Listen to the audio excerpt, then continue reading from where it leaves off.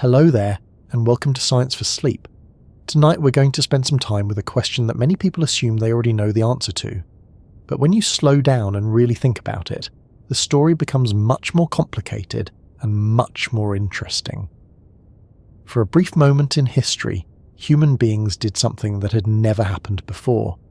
We left our home planet, travelled nearly 400,000 kilometres through space, and walked on the surface of another world. The moon, our quiet companion in the night sky, became a place where human footprints pressed into soft grey dust. And then we stopped. No more astronauts climbing down ladders onto that silent landscape. No more rovers leaving tracks across the plains. No more voices echoing through radios from a world beyond Earth. More than 50 years have passed since the last time a human being stood on the moon. Which naturally leads to a question that feels almost a little strange when you say it out loud. If we could go there in the 1960s, why haven't we gone back? It's one of those puzzles that sits quietly in the background of modern life. The moon is still there, rising and setting just as it always has, glowing softly above cities and oceans and quiet countryside. We have satellites, powerful rockets, space stations orbiting Earth, robots exploring Mars, and yet the nearest world we ever visited has remained untouched by human feet since 1972. So tonight we're going to explore the real reasons behind that long pause. But before we get too far into the story, let me ask you something simple. What time is it where you are right now? Maybe it's late evening and the day is finally slowing down. Maybe the lights in your home are dim and outside the window the sky has already turned dark. Perhaps the moon is visible tonight, hanging quietly above rooftops or trees. Or maybe you're listening from somewhere where it's still early in the day, morning sunlight through a window, a cup of coffee nearby, the world slowly waking up. Wherever you happen to be, I'm really glad you're here. And if you find these kinds of slow explorations relaxing, you can always take a moment to like the video and subscribe to the channel. It helps the channel grow, and it means more people can discover these quiet science journeys. Now, with that said, let's ease into tonight's topic together. The story of why we haven't returned to the moon doesn't begin with technology failing us. It doesn't begin with astronauts losing interest, or with rockets suddenly becoming impossible to build. In fact, the story begins at a time when reaching the moon felt almost inevitable. If you were alive in the late 1960s, the idea of humans exploring space didn't feel like a distant dream. It felt like the beginning of a new era. Every few months, another mission seemed to push the boundary a little farther. First satellites, then astronauts orbiting Earth, then missions circling the moon. And finally, on July 20th, 1969, something extraordinary happened. 2 human beings stepped onto the surface of the moon. Neil Armstrong and Buzz Aldrin descended from the Apollo 11 lunar module and placed their boots into lunar soil that had been undisturbed for billions of years. For people watching on Earth, it felt almost surreal. Black and white television images showed a figure moving slowly across a strange grey landscape. The horizon looked unfamiliar. The sky above was perfectly black, even though the ground was brightly lit by the sun. And yet there was a calmness to the moment. Armstrong's voice was steady. The movements were careful and deliberate. It was exploration, but it was also something else. Proof that human beings could leave their world and reach another.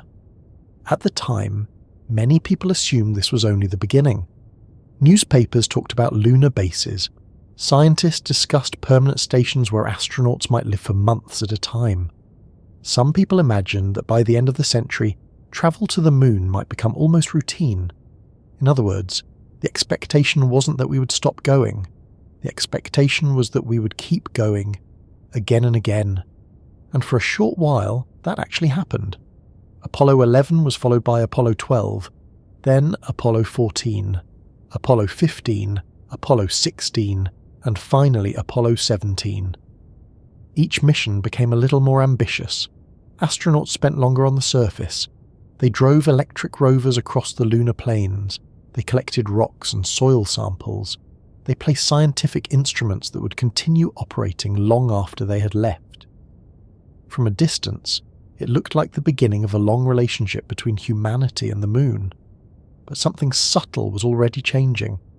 At first, the world watched with enormous excitement. Millions of people gathered around televisions to see the first landing. Schools stopped lessons so students could watch the broadcast. Cities seemed to pause while those grainy images arrived from space. The second landing still captured attention. The third, a little less. By the fourth and fifth missions, something curious happened. The extraordinary slowly began to feel normal. When something impossible happens once, it captures everyone's attention. When it happens several times in a row, the human mind begins to adjust. The impossible becomes familiar. And familiarity has a strange side effect. It quietly lowers the sense of urgency. A person watching from their living room might think, well, we've already been to the moon. Of course we can go again. But behind the scenes, every one of those missions required enormous effort. Thousands of engineers, factories building rocket stages, testing facilities running around the clock, computers, primitive by today's standards, calculating trajectories and flight plans. The Apollo program was one of the most complex engineering efforts ever attempted, and it existed for a very specific reason. The story behind that reason takes us back to a tense period in global history. During the 1950s and 1960s, two superpowers dominated the political landscape: the United States and the Soviet Union. Their rivalry shaped many aspects of international politics, technology, and science. It was a competition that played out not only on Earth, but also in space. When the Soviet Union launched the first artificial satellite, Sputnik, in 1957, it shocked the world. Suddenly, space had become part of global competition. The Soviets followed with more achievements: the first animal in orbit, the first human in space. Yuri Gagarin's flight around Earth in 1961 was celebrated across the world. For the United States, these milestones created pressure. Not only scientific pressure, but political pressure as well. Being first in space became symbolic of technological leadership. So when President John F. Kennedy stood before Congress in 1961 and announced a bold goal to land a man on the moon and return him safely to Earth before the end of the decade, it wasn't simply about exploration. It was also about demonstrating capability. And that goal set something enormous into motion. Funding increased dramatically. NASA expanded at a remarkable pace. Universities, contractors, and research centres all began contributing to the effort. The Apollo program grew into a national project involving hundreds of thousands of people. At its peak, NASA's budget represented a much larger share of government spending than it does today. In simple terms, reaching the moon became a priority, and when a society decides that something is a priority, it tends to find the resources needed to accomplish it. Which brings us to one of the first important clues in our story. The missions to the moon were not created only because humanity was curious. Curiosity was part of it, certainly. But the driving force behind Apollo was competition. Two nations racing to achieve something historic before the other could. Once Apollo 11 successfully landed in 1969, the race was essentially over.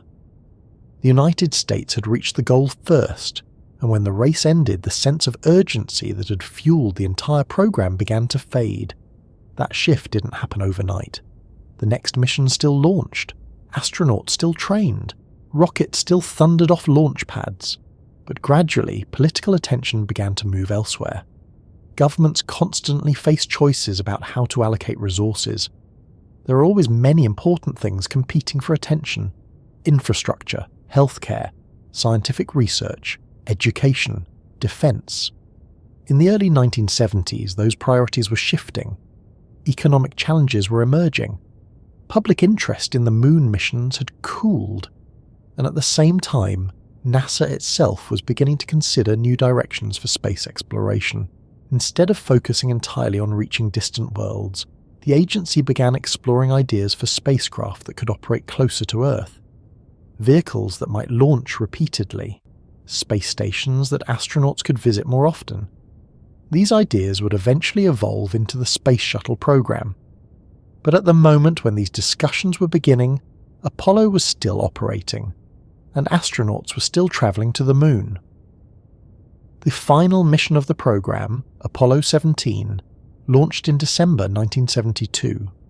3 astronauts rode the enormous Saturn V rocket into space.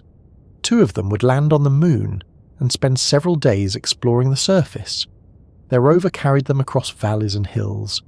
They collected samples, conducted experiments, and documented the landscape with cameras. When it was time to leave, they climbed back into the lunar module and launched upward, leaving the rover behind. Those tyre tracks are still there today. On the Moon, nothing erases them. There is no wind, no rain, no flowing water, so the marks left by human exploration remain exactly where they were made. The last astronaut to step off the surface was Eugene Cernan. Before climbing the ladder for the final time, he paused for a moment and looked out across the quiet terrain. Then he said something that, at the time, probably didn't feel as historic as it does today. He said that humans would return. At that moment in 1972, many people assumed he was right. After all, humanity had already done the hard part. We had built the rockets. We had proven that landing was possible. Returning again seemed like a matter of time, but time passed, years turned into decades, and the Moon remained just as silent as it had been before. Which raises an interesting thought as we continue this journey together. If the technology existed, and if the experience had already been gained, what exactly caused the long pause that followed? Because the deeper you look into the story, the clearer it becomes that the answer isn't just one thing. Several forces were quietly shaping the future of space exploration, and understanding those forces will slowly reveal the real reason humanity never returned to the Moon for more than half a century. Not long before the long pause in human visits to the Moon began, there was a night when the entire world seemed to slow down. It was July 20th, 1969. For people alive at that time, the moment didn't feel like an ordinary scientific milestone. It felt like something closer to a turning point in history, the kind of event that people sensed they would remember for the rest of their lives. Television sets glowed late into the evening in living rooms across the planet. Families gathered around them, sometimes sitting on the floor because there weren't enough chairs. Neighbours visited each other just to watch together. In many places the broadcast arrived in grainy black and white, the picture flickering slightly, the sound occasionally fading in and out. And yet none of that seemed to matter, because the images coming through those screens were unlike anything humanity had ever seen before. They showed another world. If you were watching from Earth that night, the Moon suddenly didn't feel quite as distant as it had before. It had always been there in the sky, of course. People had looked up at it for thousands of years. It appeared in poetry, in myths, in calendars, in quiet late-night walks home. But no one had ever stood on it, until that night. The spacecraft that carried the first humans to the Moon was called Apollo 11. It had launched several days earlier from Cape Kennedy in Florida, riding on top of the largest rocket ever built at the time, the Saturn V. That rocket was enormous. Standing about 110 meters tall, it was roughly the height of a 36-story building. When it lifted off the ground, the engines produced a thunderous roar powerful enough to shake the air for kilometers around the launch site. More than 3,000 tons of rocket and fuel rose slowly into the sky, carrying 3 astronauts toward the Moon. Inside the spacecraft were Neil Armstrong, Buzz Aldrin, and Michael Collins. All 3 were experienced pilots and test astronauts. They had trained for years for a mission like this, practicing every stage of the journey again and again. The trip itself took several days. First, the spacecraft entered orbit around Earth. Then, after the correct moment arrived, the rocket fired again and pushed the spacecraft onto a path that would intersect with the Moon's orbit. For a while, the astronauts simply coasted through space. Outside their windows, Earth slowly grew smaller. The Moon, meanwhile, gradually became larger. It's difficult to fully imagine that view. From Earth, the Moon looks distant but familiar. From space, approaching it for the first time, it must have appeared very different. Instead of a glowing disk in the night sky, it became a world with mountains, valleys, and vast plains of grey rock. After several days of travel, Apollo 11 arrived. The spacecraft entered orbit around the Moon, circling it again and again while the astronauts prepared for the landing. Then came the moment when two of them would leave the main spacecraft. Armstrong and Aldrin climbed into a small vehicle called the Lunar module. Compared to the rest of the spacecraft, the Lunar module looked unusual.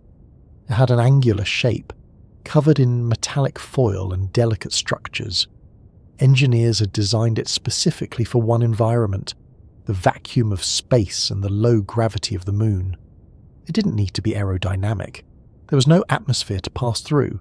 Its only job was to land, then later lift off again. Michael Collins remained in orbit inside the command module, circling the Moon alone while his crewmates descended toward the surface, and that descent was not as simple as it might sound. As the Lunar module began lowering itself toward the Moon, a series of alarms suddenly appeared on the onboard computer. These alarms were unexpected.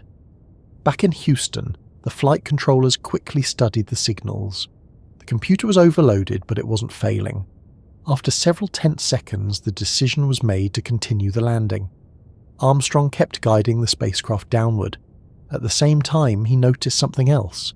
The computer had aimed the landing toward a region scattered with rocks and small craters.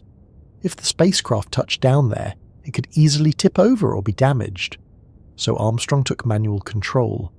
Using the remaining fuel in the descent engine, he slowly guided the Lunar module toward a smoother area nearby.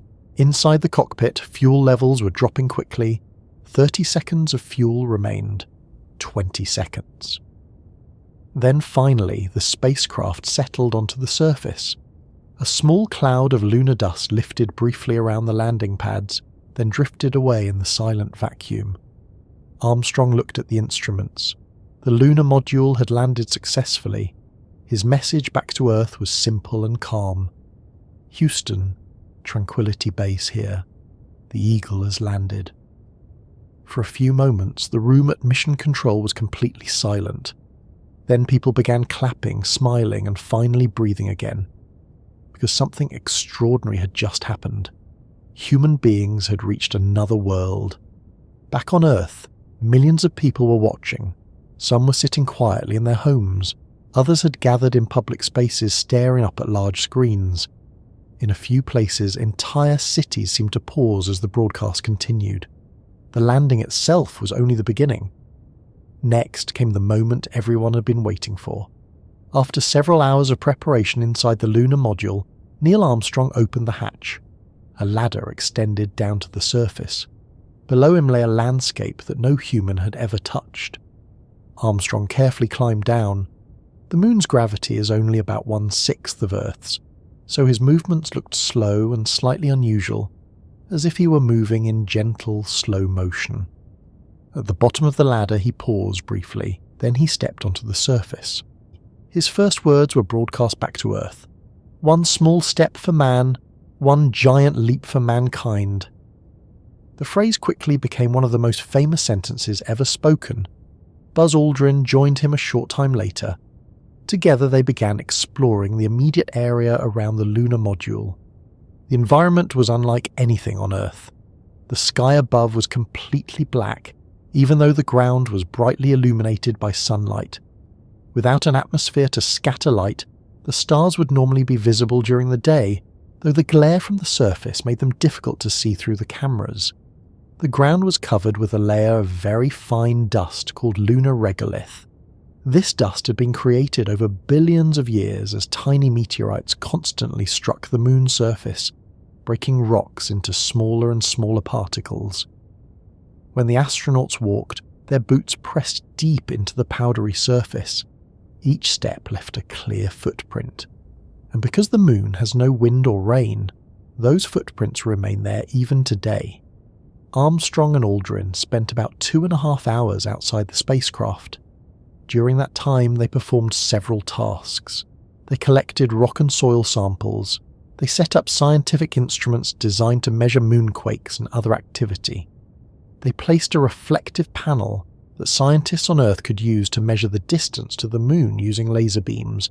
They also planted a flag. For the astronauts themselves, the experience must have been difficult to fully process in the moment. Years of training had prepared them for the technical tasks, but standing on another world is not something any human mind had experienced before. When Aldrin later described the landscape, he used a phrase that many people still remember. He called it magnificent desolation. The terrain stretched quietly in every direction. No wind, no sound, no movement except the astronauts themselves. Meanwhile, far above them, the command module continued orbiting the moon with Michael Collins aboard. He later joked that while Armstrong and Aldrin were the most famous explorers of the mission, he had spent that time as the most isolated human being in history. At certain points during his orbit, the moon blocked all radio signals with Earth. During those periods, Collins was completely alone. No communication with mission control. No contact with his crewmates on the surface. Just the quiet hum of the spacecraft and the endless black of space outside the window. After completing their work on the surface, Armstrong and Aldrin climbed back into the lunar module. The ascent stage of the spacecraft then fired its engine and lifted off from the moon. The lower part of the module, the descent stage, remained behind, still resting there today. The ascent vehicle carried the astronauts back into lunar orbit, where they reunited with Collins. Once the crew transferred safely back into the command module, the lunar module was discarded. Apollo 11 then began the long journey home. Several days later, the spacecraft re-entered Earth's atmosphere and splashed down in the Pacific Ocean. The astronauts were recovered by a waiting naval ship and placed into quarantine for a short time, just in case the moon carried any unknown microorganisms. Of course, none were found. The moon was exactly what scientists expected: a dry, airless world. But what the mission had proven was far more important than that. Human beings could travel beyond Earth. We could navigate through deep space, land on another celestial body, and return safely. For a brief moment in history, the possibilities seemed almost limitless. If humans could reach the moon in 1969, then perhaps the coming decades would bring even greater exploration. Perhaps lunar bases, perhaps journeys to Mars, perhaps permanent settlements in space. Looking back now, it's easy to see why so many people believed that the first landing was only the beginning of something much larger. And in the years immediately after Apollo 11, it did look as though that future might unfold exactly as imagined. Because the missions didn't stop with the first landing. In fact, several more astronauts would soon follow Armstrong and Aldrin to the lunar surface. Each mission would stay longer, explore farther, and learn more about that quiet grey world. For a short time, it seemed as if humanity had truly begun a new era of exploration beyond Earth. Long before astronauts ever saw the moon rising through the windows of their spacecraft, the journey toward that moment had already begun here on Earth. It began not with rockets, but with tension. The middle of the 20th century was a time when the world was divided in ways that shaped nearly every aspect of international life.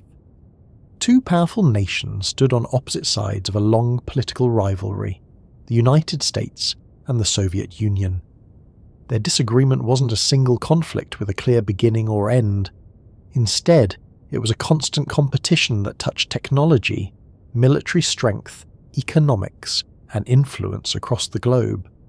This period eventually became known as the Cold War. Although the word war was used, it rarely involved direct fighting between those two countries. The competition unfolded in quieter but equally powerful ways. One of the most visible arenas for that competition turned out to be space. In the early 1950s, rockets were still relatively new technologies. Many of the designs had grown out of military research during the Second World War. Scientists and engineers on both sides of the Cold War were exploring what these rockets might be capable of if they were pushed further. Could they reach beyond Earth's atmosphere?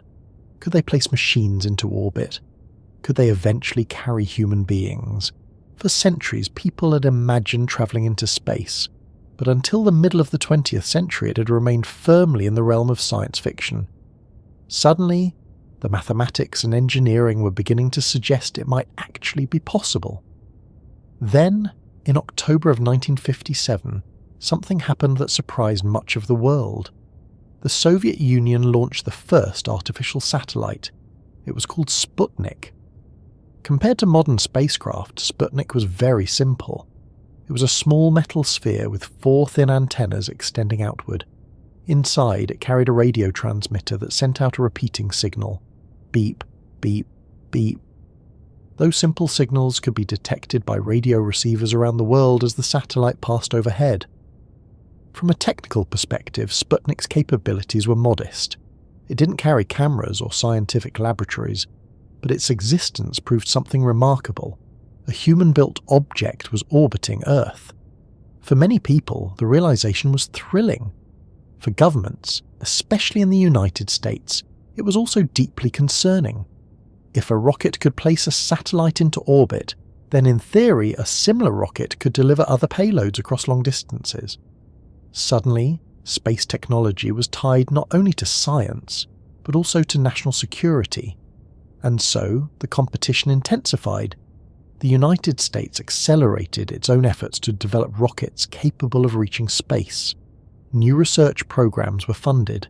Scientists who had previously worked on military technology were now focusing on spacecraft and launch systems. In 1958, the United States established a new civilian space agency. It was called NASA, the National Aeronautics and Space Administration. From that moment forward, space exploration became an organized national effort. Meanwhile, the Soviet Union continued achieving new milestones. In 1961, a young pilot named Yuri Gagarin climbed into a spacecraft called Vostok 1. His mission was simple in concept, but incredibly challenging in practice. He would become the first human being to travel into space and orbit the Earth. When the rocket lifted off, it carried Gagarin high above the atmosphere and placed him into orbit. For a short time, he circled the planet while watching the continents and oceans pass beneath him. Later, he described the view as breathtaking. From space, Earth appeared calm and beautiful, with no visible borders between countries. His flight lasted just under 2 hours. When he safely returned to the ground, Yuri Gagarin instantly became one of the most famous people in the world. For the Soviet Union, the achievement was a powerful demonstration of technological capability. For the United States, it was another reminder that the race in space was moving quickly. The response came from an unexpected place, a speech delivered by President John F. Kennedy. In May of 1961, only weeks after Gagarin's flight, Kennedy addressed the United States Congress with a bold proposal. He suggested that the nation should commit itself to a new goal. Before the decade was finished, the United States would land a man on the moon and return him safely to Earth. At the time, that goal sounded almost unbelievable. Human beings had only just begun travelling into orbit. No one had even attempted to reach the moon, let alone land on its surface. The technological challenges were enormous. Rockets would need to be larger and more powerful than anything previously built. Spacecraft would need to support astronauts during journeys lasting many days. Navigation systems would have to guide vehicles across nearly 400,000 kilometers of empty space, and every stage of the mission would need to work perfectly. Yet Kennedy believed that setting such a goal would focus the nation's scientific and engineering efforts. The moon became a symbol. If the United States could reach it first, the achievement would demonstrate technological leadership to the entire world, and so the race truly began. Throughout the early 1960s, NASA developed a series of programs designed to gradually build the experience needed for a lunar mission. The first was called Project Mercury. Its goal was straightforward: determine whether humans could survive and function in space.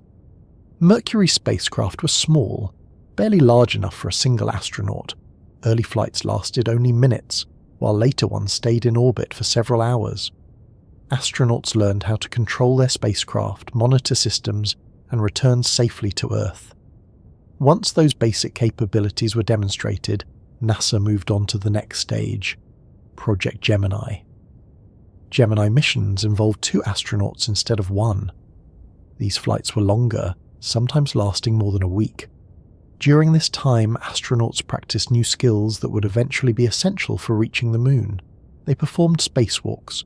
They learned how to rendezvous with other spacecraft in orbit. They practiced docking 2 vehicles together in space. Each mission added another piece to the puzzle. Meanwhile, engineers were working on something even larger, the Saturn V rocket.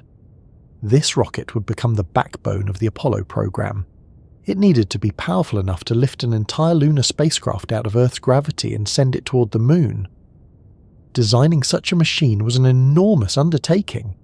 The Saturn V consisted of multiple stages stacked on top of each other. Each stage contained powerful engines and enormous tanks of fuel. As the rocket climbed into the sky, stages would separate and fall away once their fuel was exhausted. By shedding weight during the flight, the remaining stages could continue accelerating the spacecraft. At the top of the rocket sat the Apollo spacecraft itself. This included the command module, where astronauts would live during most of the journey, and the lunar module, which would eventually land on the Moon. Testing these systems took years. There were setbacks and accidents. One of the most tragic occurred in 1967 during a ground test for Apollo 1. A fire broke out inside the spacecraft and 3 astronauts, Gus Grissom, Ed White and Roger Chaffee, lost their lives. The disaster forced NASA to pause the program and carefully redesign many parts of the spacecraft to improve safety. For the people working on Apollo, the loss was devastating, but it also reinforced how difficult and dangerous the mission truly was. Reaching the Moon was not just a technical challenge, it was a risk that astronauts willingly accepted in order to push exploration further. After redesigning the spacecraft and completing new tests, the program gradually resumed. In 1968, Apollo 8 achieved another milestone. Instead of remaining in Earth orbit, the spacecraft travelled all the way to the Moon. Although the astronauts did not land, they became the first humans to orbit another world. During that mission, the crew took one of the most famous photographs in history. As their spacecraft circled the Moon, they saw Earth rising above the lunar horizon. The image showed a small blue planet floating in the darkness of space. That photograph, later known as Earthrise, changed the way many people thought about our planet. From that distance, Earth looked fragile and peaceful, a single world shared by everyone. Back on Earth, anticipation was building. The technology had been tested, the rockets were ready, the astronauts had trained for years, and by the summer of 1969, the race that had begun more than a decade earlier was approaching its final stage. Apollo 11 would attempt what no mission had ever done before, landing human beings on the Moon. When the rocket lifted off from Florida on July 16th, millions of people watched from beaches, highways and television screens. Some had travelled long distances just to see the launch in person. Others gathered in living rooms and bars to watch the broadcast. Even people in countries far from the United States followed the mission closely. Because although the race itself had been political, the achievement would belong to all of humanity. Several days later, when Neil Armstrong stepped onto the Moon's surface, the long competition that had driven the entire program reached its conclusion. The United States had arrived first. In the quiet moment after the landing, the race that carried humanity to the Moon was effectively over. And once the race ended, something subtle began to change. The enormous momentum that had powered the Apollo program for nearly a decade began to slow. The goal had been achieved. The symbolic victory had been secured, and without that intense political urgency pushing the effort forward, the future of lunar exploration would begin to follow a very different path. Understanding that shift is the key to understanding why, despite all the technology and experience gained during those years, the footprints left by Apollo astronauts would remain undisturbed for far longer than anyone expected at the time. Because after the race ended, the reasons for going to the moon had to change. Several years after the first human footsteps pressed into the surface of the moon, another moment quietly approached. It didn't arrive with the same global anticipation as the first landing. There were no enormous crowds waiting through the night to watch history unfold. The television audiences were smaller. Newspaper headlines were calmer. The world had already seen astronauts walk on the moon several times. By the early 1970s, something remarkable had happened to one of the most extraordinary achievements in human history. It had started to feel familiar. Not unimportant and certainly not forgotten, but familiar enough that the sense of wonder was no longer quite the same as it had been in 1969. Still, the missions continued. Each one added new discoveries and new experiences. Engineers refined the spacecraft. Astronauts learned how to spend longer periods exploring the lunar surface. The missions became more capable, more scientific, and more ambitious. But without many people realizing it at the time, the program was approaching its final chapter. The mission that would eventually leave the last human footprints on the moon began its journey in December of 1972. It was called Apollo 17. By this point, NASA had completed a series of increasingly complex lunar expeditions. Astronauts had learned how to operate vehicles on the moon, how to deploy instruments, and how to collect large amounts of geological samples for scientists back on Earth. Apollo 17 was designed to take full advantage of everything that had been learned. The crew consisted of 3 astronauts, Eugene Cernan, Ronald Evans, and Harrison Schmitt.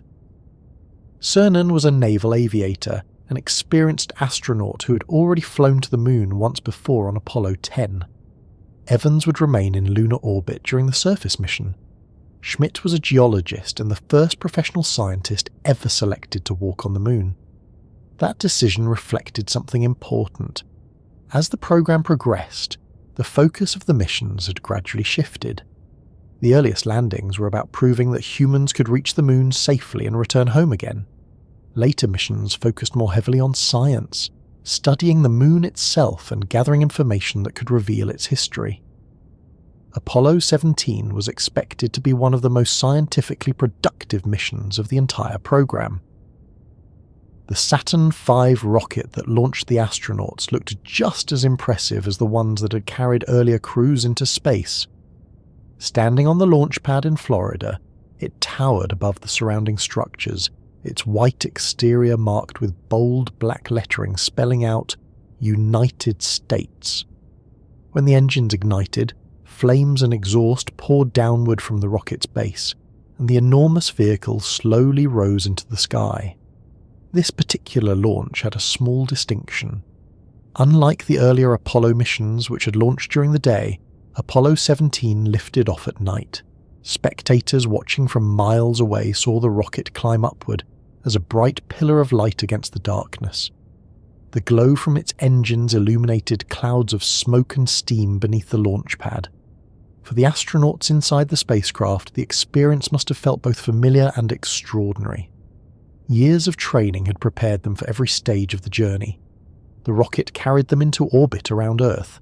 Then, after the correct moment arrived, the engines fired again and placed the spacecraft on a path toward the moon. Several days later, the familiar routine of lunar arrival began. The spacecraft entered orbit around the moon, circling it again and again while the astronauts prepared for the landing. Just as in previous missions, 2 astronauts would descend to the surface while the third remained in orbit. Eugene Cernan and Harrison Schmitt climbed into the lunar module. The spacecraft separated from the command module and began its slow descent toward the lunar surface. Their landing site was a region known as the Taurus-Littrow Valley. Scientists had selected this location carefully. The valley was surrounded by mountains and contained a variety of geological features that could help researchers understand the moon's past. When the lunar module finally touched down, a new chapter of exploration began. Cernan and Schmidt stepped onto the surface and immediately began preparing for their work. Unlike the astronauts on the earliest missions, they carried with them a specialized vehicle designed for exploring much larger areas. It was called the Lunar Roving Vehicle. You might imagine it as something similar to a small electric car, though its design looked quite unusual compared to vehicles on Earth. Because the Moon's gravity is only about 1/6 of Earth's, the rover could be lightweight and delicate while still carrying astronauts and equipment. Its large wire wheels were designed to move easily across the dusty terrain. With the rover assembled and ready, the astronauts could travel several kilometers away from their landing site, visiting locations that earlier missions would not have been able to reach on foot.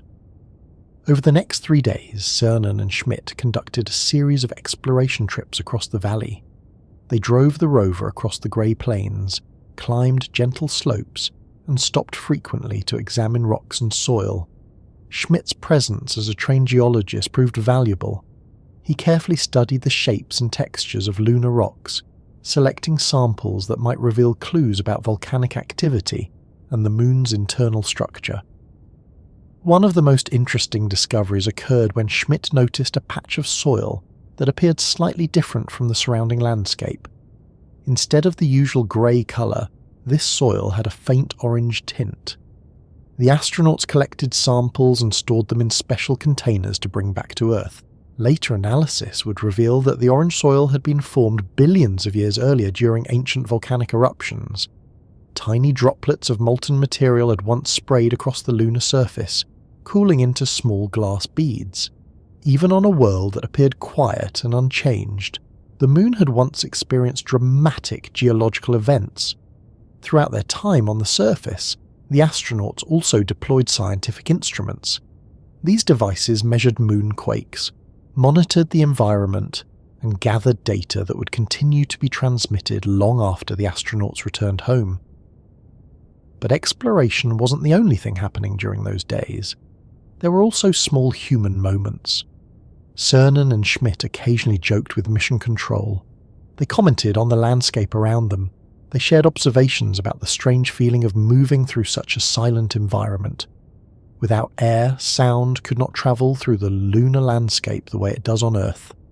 The only sounds the astronauts heard were the ones transmitted through their suits and radios.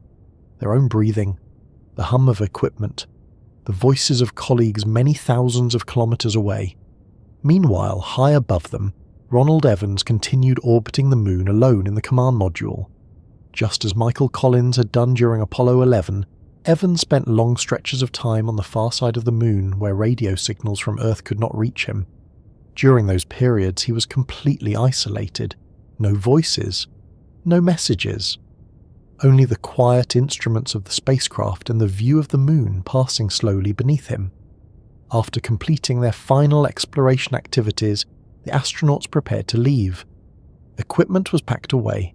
Samples were secured inside the lunar module. The rover, which had carried them across the valley, would remain behind. When it was time to depart, the astronauts climbed back into the spacecraft and sealed the hatch. The ascent stage engine ignited, lifting the vehicle away from the lunar surface. Below them, the descent stage remained where it had landed. It still sits there today. Once in orbit, the astronauts reunited with Evans in the command module. The lunar module was discarded, and the crew began the journey back to Earth. But before leaving the surface, Eugene Cernan paused for a moment. Standing near the ladder of the lunar module, he looked out across the quiet valley one last time. The mountains surrounding the landing site stretched across the horizon. The ground was covered in fine dust that had not been disturbed for billions of years, except for the tracks left by their rover and their boots. Cernan spoke a few final words before climbing aboard. He said that they were leaving the Moon as they came, and that they hoped humanity would return in peace and hope for all mankind. Then he climbed the ladder. The hatch closed, and just like that, the last human presence on the Moon ended. The footprints left behind by Cernan and Schmidt remain there today. They have not faded. On Earth, wind and weather gradually erase marks from the ground. But the Moon has no atmosphere. No rain falls there. No breeze ever passes across the surface. So the rover tracks, the boot prints, and even the marks left by equipment remain exactly where they were placed in 1972. More than half a century later, they are still waiting. At the time, however, almost no one expected that those would be the final footprints for so long. The astronauts themselves believed that other missions would follow in the coming years. Many scientists imagined permanent research stations on the moon. Some even pictured astronauts living there for months at a time. After all, the technology had already been proven. The rockets existed, the spacecraft worked, the experience had been gained. Returning to the moon seemed like the natural next step. And yet, after Apollo 17, no more missions were launched. The launch pads that had once supported the enormous Saturn V rockets grew quiet. Factories that had built parts for the program shifted their attention to other projects. The era of lunar exploration had ended, almost as suddenly as it had begun. The footprints remained. But the people who had made them were already on their way home. And as the years passed, a curious question slowly emerged. If humans had clearly demonstrated that reaching the moon was possible, why did the journey stop there? For a short period of time, it seemed as though the moon had captured the attention of the entire planet. The first landing had been watched by hundreds of millions of people. Television stations interrupted their regular programming to broadcast the moment. Families stayed awake late into the night to see a human being step onto another world. It felt like something that belonged to everyone. Yet attention, like many things in human life, can slowly drift. At first, the change is almost impossible to notice. The excitement is still there. The missions continue. The rockets still rise into the sky. But somewhere in the background, the sense of urgency begins to soften. After Apollo 11 returned safely to Earth, the next mission followed only a few months later. Apollo 12 launched in November of 1969. The goal of this mission was not simply to repeat what had already been done. Instead, NASA wanted to demonstrate that astronauts could land with greater precision and conduct more detailed exploration. The crew successfully landed near an earlier robotic spacecraft called Surveyor 3. This allowed them to examine equipment that had been sitting on the moon for several years. From a scientific and engineering perspective, the mission was impressive, but something curious happened. The level of global attention was already slightly lower than it had been for Apollo 11. The difference wasn't dramatic at first. Many people still watched the broadcast and followed the mission closely, yet the sense that something entirely new was happening had begun to fade. Once a boundary has been crossed, crossing it again feels different. The first person to climb a mountain draws enormous attention. The next few climbers may still be admired, but the event itself no longer feels quite as historic. Human psychology tends to react this way. Extraordinary moments are often defined by being the first. The second, third, or fourth time an event occurs, the brain quietly adjusts. What once felt almost impossible begins to feel familiar. That subtle shift became more visible as the Apollo missions continued. Apollo 13 launched in April of 1970 with the goal of landing on the moon once again. But during the journey, an explosion inside the spacecraft damaged critical systems and forced the crew to abandon the landing. Instead of exploring the moon, the astronauts focused on surviving the trip home. The story of Apollo 13 became famous for a different reason. It demonstrated how quickly space travel could become dangerous. Engineers and astronauts worked together to improvise solutions using the limited equipment available on board. Through careful planning and a great deal of teamwork, the crew managed to return safely to Earth. The mission captured public attention once again, but not in the way NASA had originally planned. It reminded everyone that travelling through space remained an extremely challenging and risky endeavour. After Apollo 13, the lunar missions resumed. Apollo 14 landed successfully in early 1971. Then came Apollo 15, Apollo 16, and finally Apollo 17. Each mission achieved more than the one before it. Astronauts stayed on the moon longer. They travelled farther from their landing sites. They collected larger quantities of rock and soil samples. The lunar roving vehicle allowed crews to explore landscapes that earlier missions could only observe from a distance. Scientists on Earth were thrilled with the data that returned from these expeditions. The Moon was revealing secrets about its formation, its ancient volcanic activity, and the history of the early solar system. Yet outside the scientific community, something else was happening. The world was gradually turning its attention toward other things. Part of this change was simply the nature of news and public interest. In the late 1960s and early 1970s, many major events were unfolding around the world. Political tensions, social movements, economic challenges, and conflicts were occupying the attention of governments and the public alike.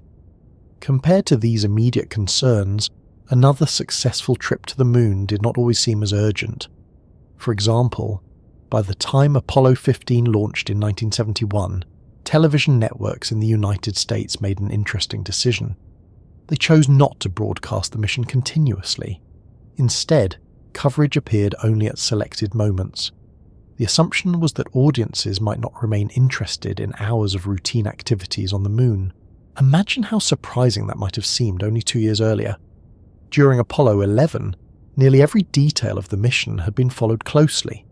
Now only the highlights were receiving widespread attention. Astronauts themselves noticed the difference. Several later crews commented that public enthusiasm seemed quieter than it had been during the first landing. That didn't mean people had stopped caring about space exploration entirely. Many still followed the missions with interest. But the feeling of global fascination had softened. Another factor also played a role. The original motivation behind the Apollo program had been the Cold War competition between the United States and the Soviet Union. Once the United States successfully landed astronauts on the Moon in 1969, the symbolic race had essentially ended. The Soviet Union had pursued its own lunar program, but it encountered technical challenges that prevented it from sending cosmonauts to the surface.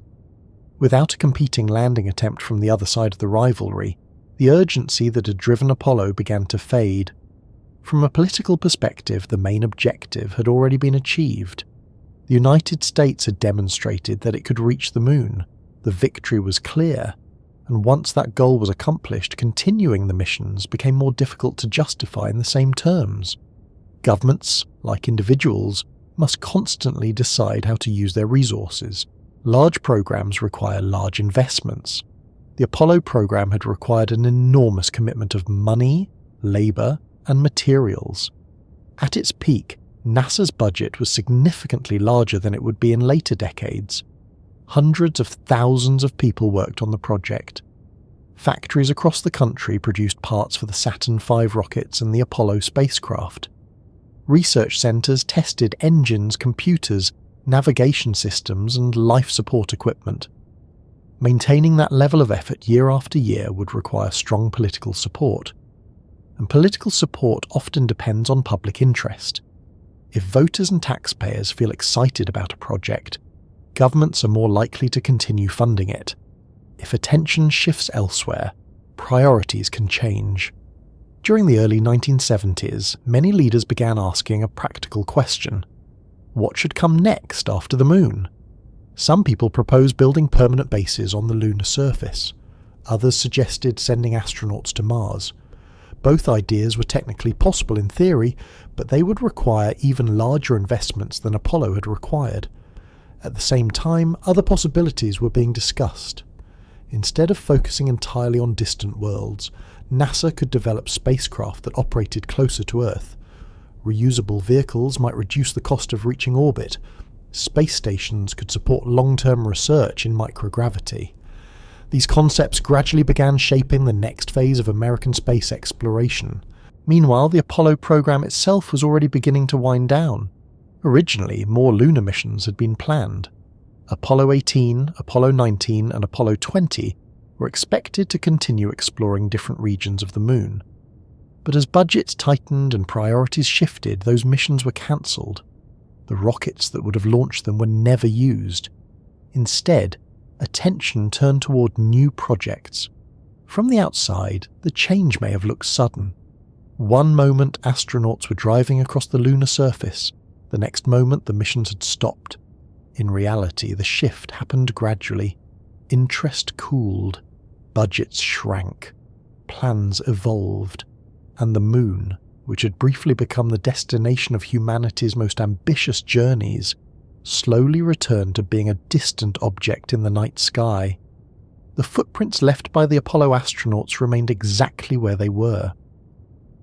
The scientific instruments they placed on the surface continued transmitting data for years. But no new missions followed. For many people growing up in the decades that followed, the idea that humans had once walked on the moon began to feel almost like a story from another era. It belonged to history books, documentaries, and black and white photographs. And yet the technology that made those missions possible had not vanished. The knowledge still existed. The experience had been gained.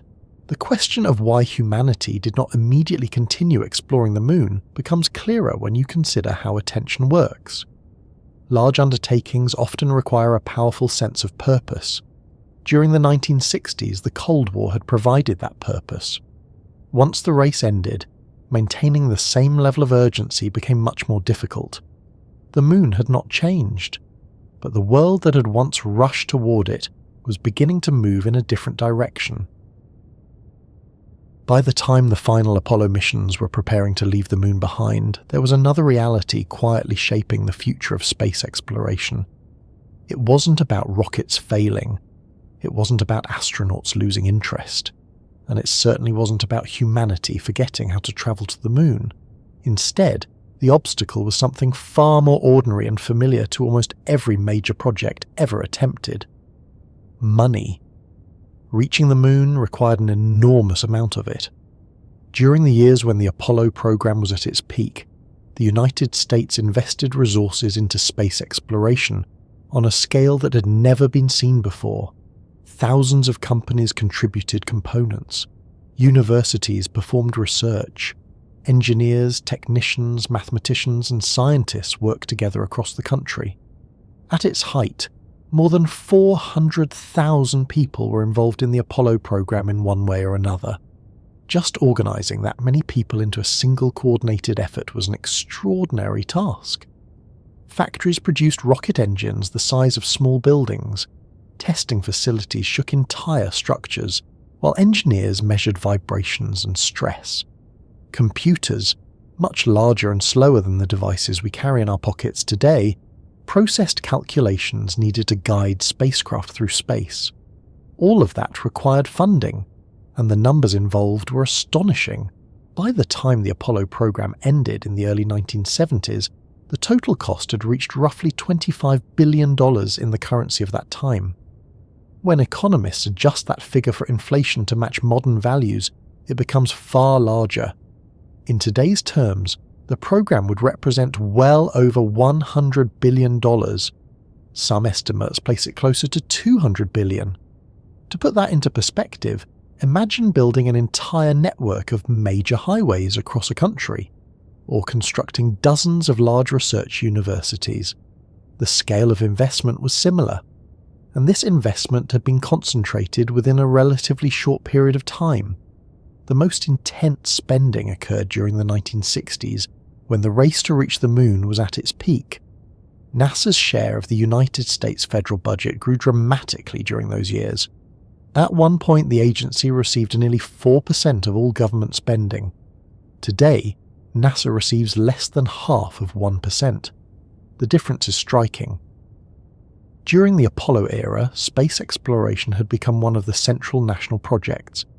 Factories produced Saturn V rocket components around the clock. New launch facilities were constructed. Entire communities grew near research centres and space industry sites.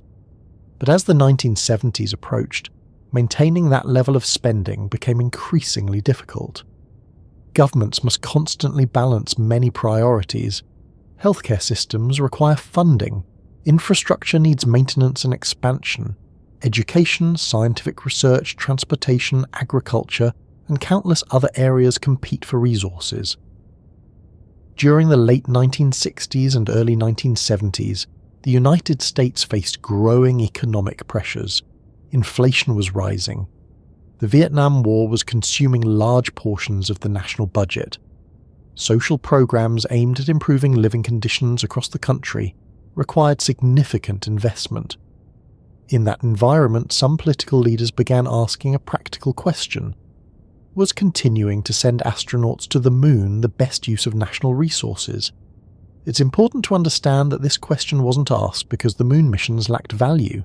Scientists recognized that lunar exploration had already produced an enormous amount of knowledge. The rock samples returned from the moon were revealing details about the early history of the solar system.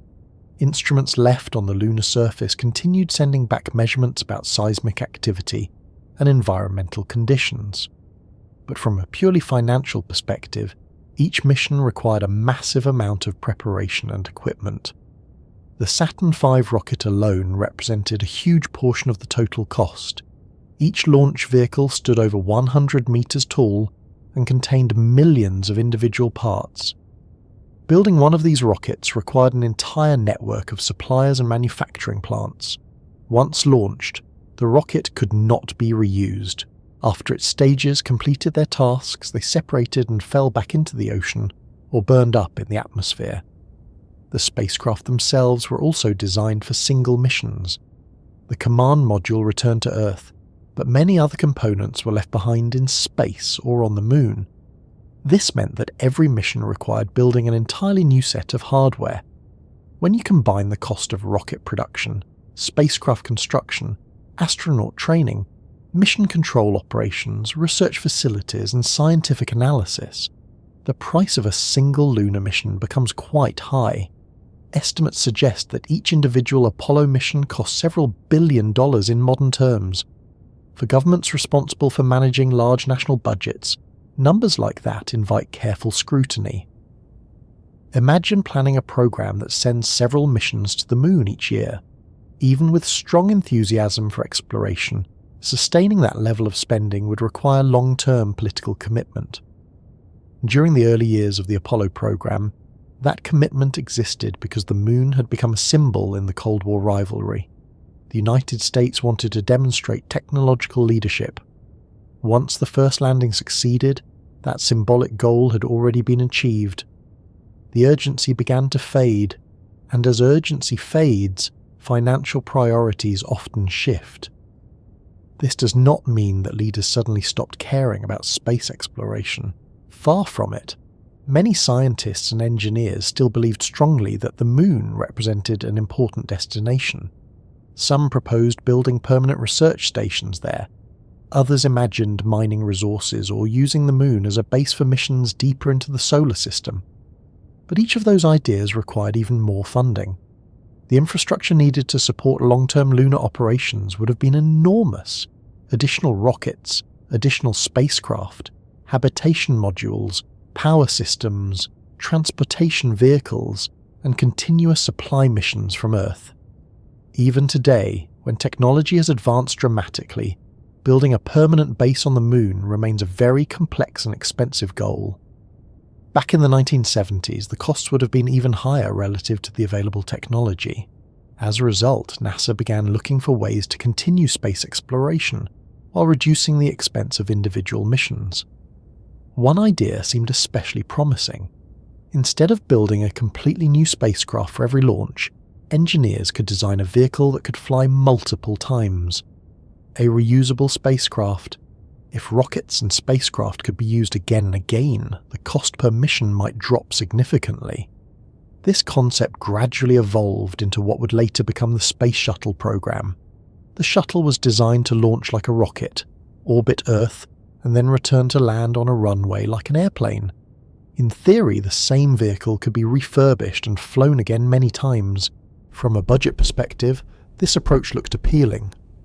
Rather than sending astronauts far away to the moon, NASA could focus on activities closer to Earth, building and servicing satellites, conducting experiments in orbit, constructing space stations. These goals were ambitious in their own way, but they required less energy and fewer resources than travelling hundreds of thousands of kilometres to the moon. So as the Apollo program drew to a close, funding gradually shifted toward developing this new generation of spacecraft.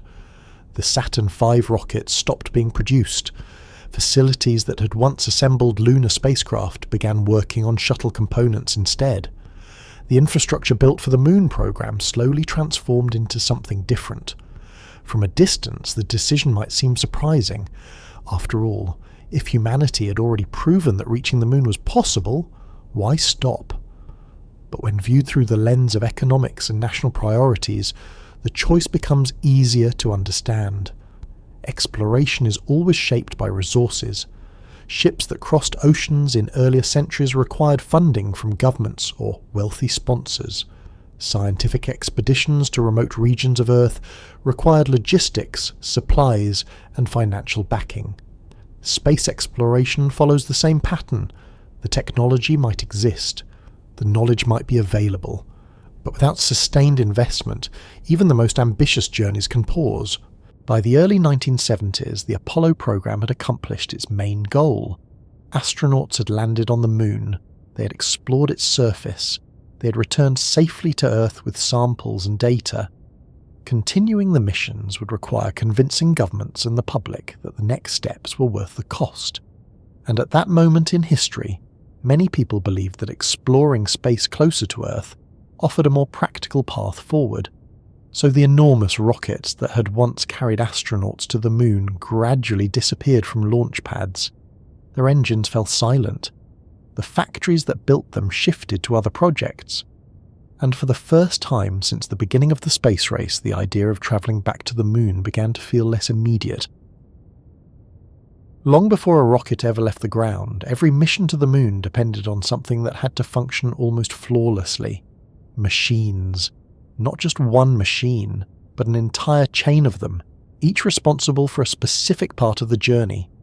If even one piece failed at the wrong moment, the entire mission could quickly shift from exploration to survival. Travelling to the Moon was not like launching a satellite into orbit around Earth. Satellites can remain relatively close to our planet. If something goes wrong, ground controllers sometimes have time to diagnose the problem and attempt corrections. Communication signals travel quickly.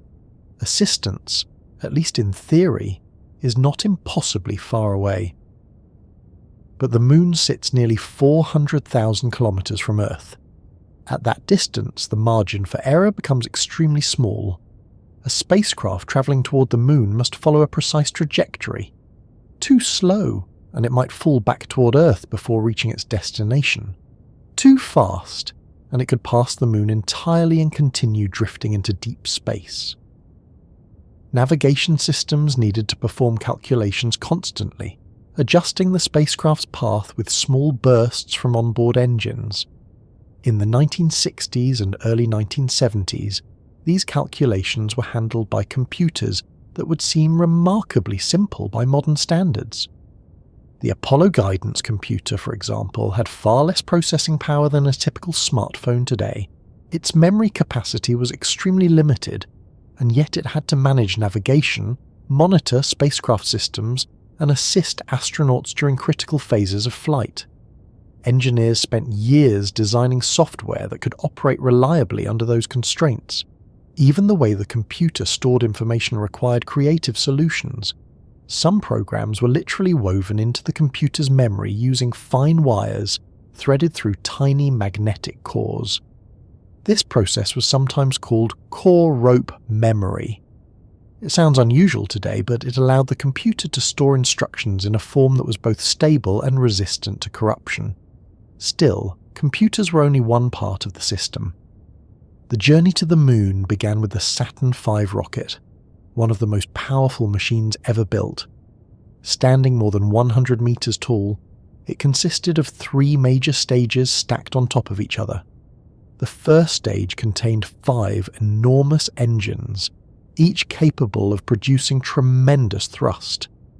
When ignited together, these engines generated more than 7 million pounds of force, pushing the rocket upward against Earth's gravity.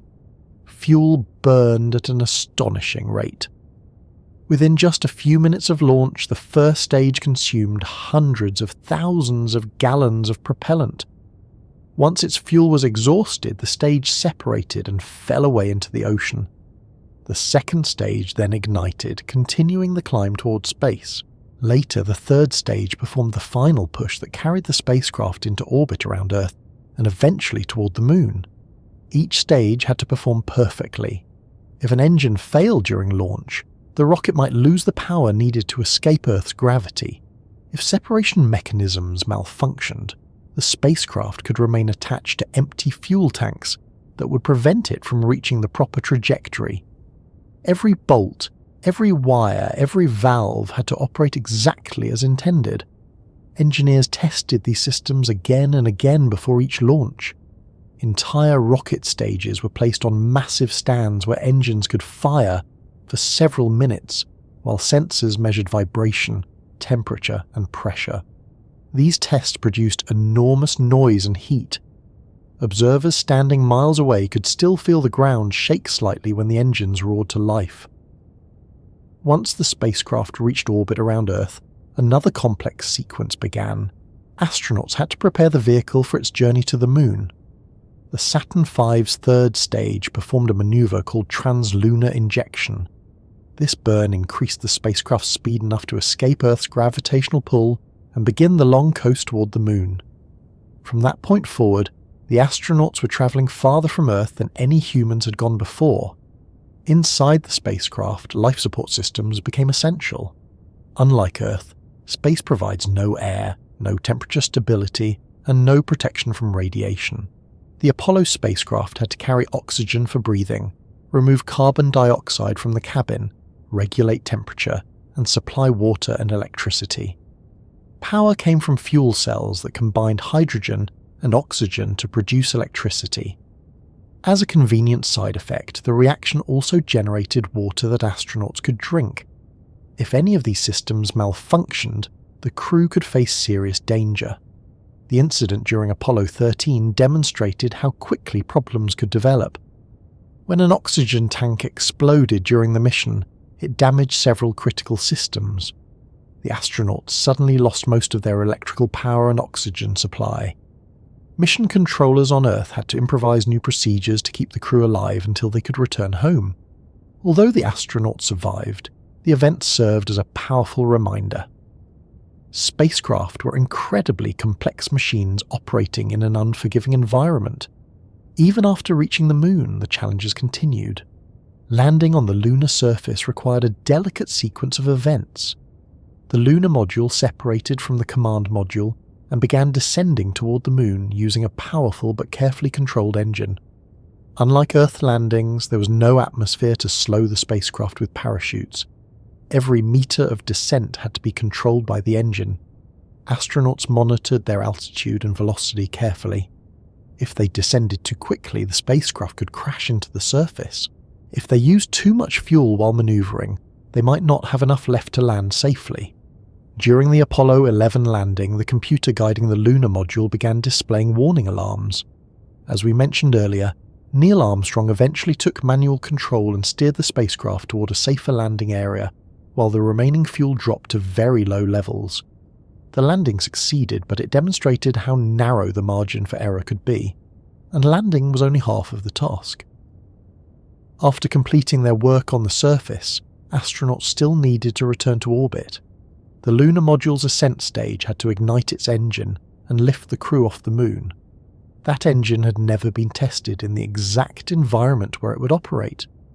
Once the astronauts landed on the Moon, there was no backup vehicle waiting nearby.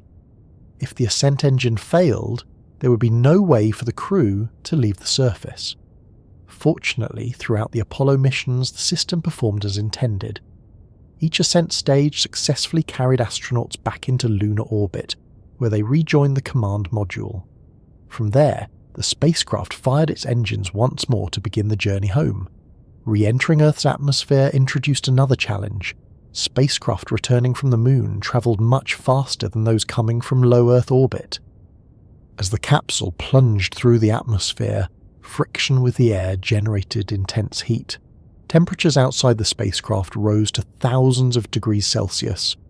To survive this fiery descent, the command module was covered with a special heat shield designed to absorb and dissipate the energy. The shield slowly burned away during re-entry, carrying heat away from the capsule. Once the spacecraft slowed sufficiently, parachutes deployed to guide it gently into the ocean.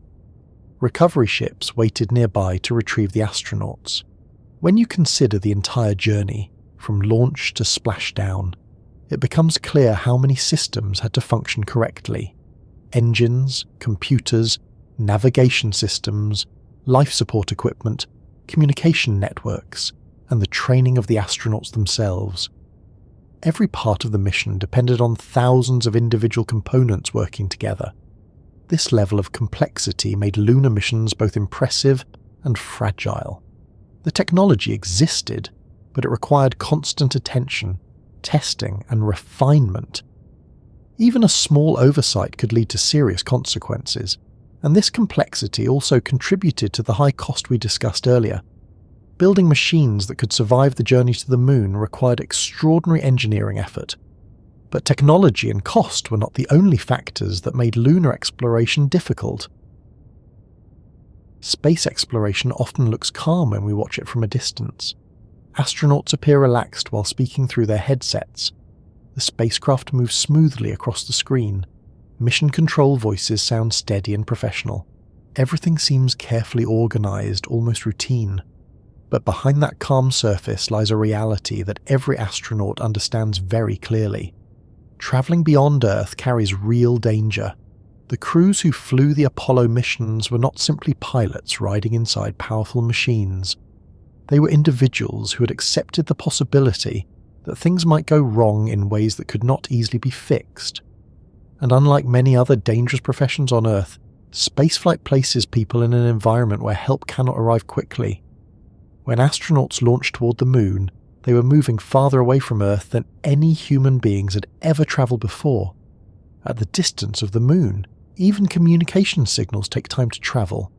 Radio messages move at the speed of light, which is incredibly fast, but when the spacecraft is nearly 400,000 kilometers away, even that speed introduces a delay of about 1.5 seconds each way. This means that conversations between astronauts and mission control always contain a small pause. It may not sound like much, but it reminds everyone involved that the spacecraft is very far from home. If an emergency occurs, astronauts cannot simply wait for someone on Earth to fix the problem for them. They must understand their spacecraft well enough to solve many issues themselves. During the Apollo era, astronauts were selected partly because of their experience as test pilots. Test pilots were accustomed to flying experimental aircraft, where systems might behave in unexpected ways.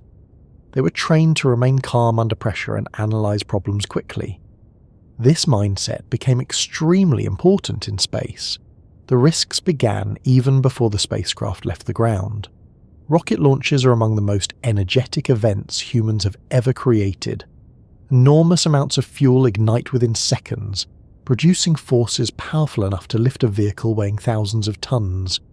If something goes wrong during launch, the results can be catastrophic.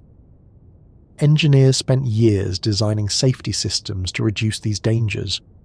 One of those systems was the launch escape tower mounted on top of the Apollo spacecraft.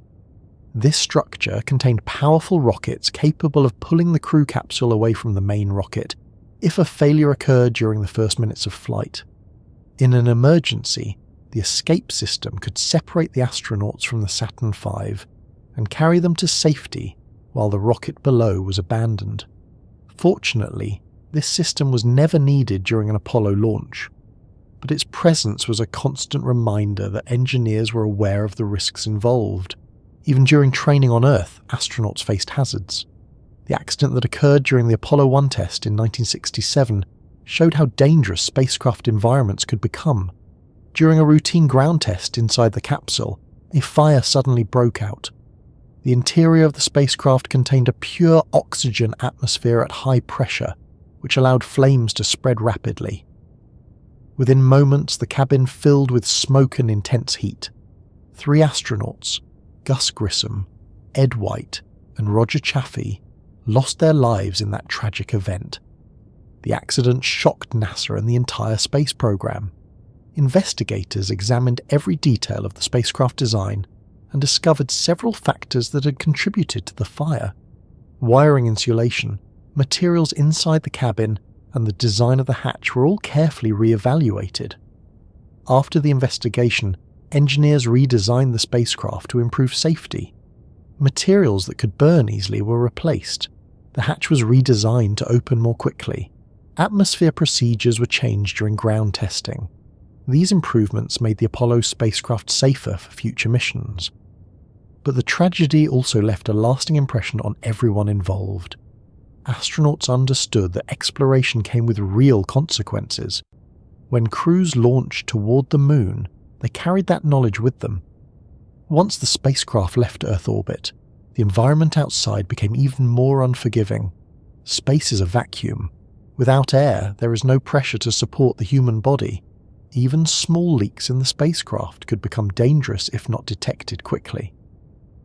The Apollo spacecraft used complex systems to maintain a stable atmosphere inside the cabin. Oxygen levels had to be controlled carefully. Carbon dioxide produced by the astronauts' breathing had to be removed continuously using chemical filters. Temperature also required careful management.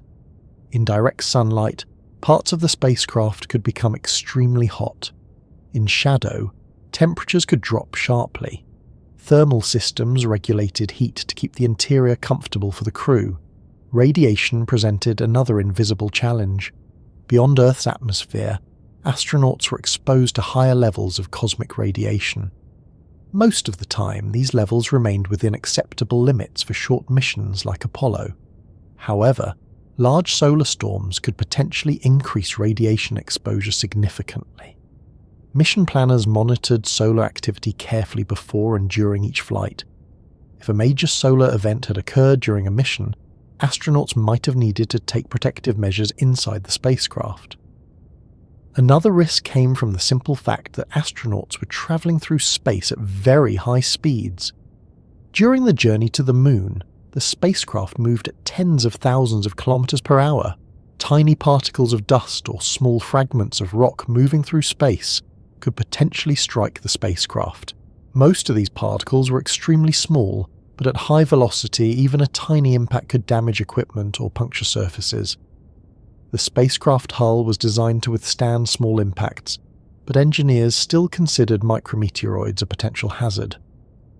Once astronauts reached the Moon, a new set of challenges began. Walking on the lunar surface might appear easy in videos, but the environment was very different from Earth. The Moon's gravity is only about 1/6 as strong as Earth's gravity. This meant astronauts could move in long, bouncing steps rather than normal walking motions. While this reduced the physical strain of carrying equipment, it also required astronauts to adjust their balance. Falls were possible, and a fall could damage equipment attached to their suits. The lunar surface itself was covered in fine dust. This dust behaved differently from soil on Earth because there was no wind or water to smooth its edges. Under a microscope, lunar dust particles appeared jagged and sharp. During the Apollo missions, astronauts discovered that the dust clung to their suits and equipment. It could also become airborne when disturbed by movement. If too much dust entered the spacecraft cabin, it could irritate eyes and lungs.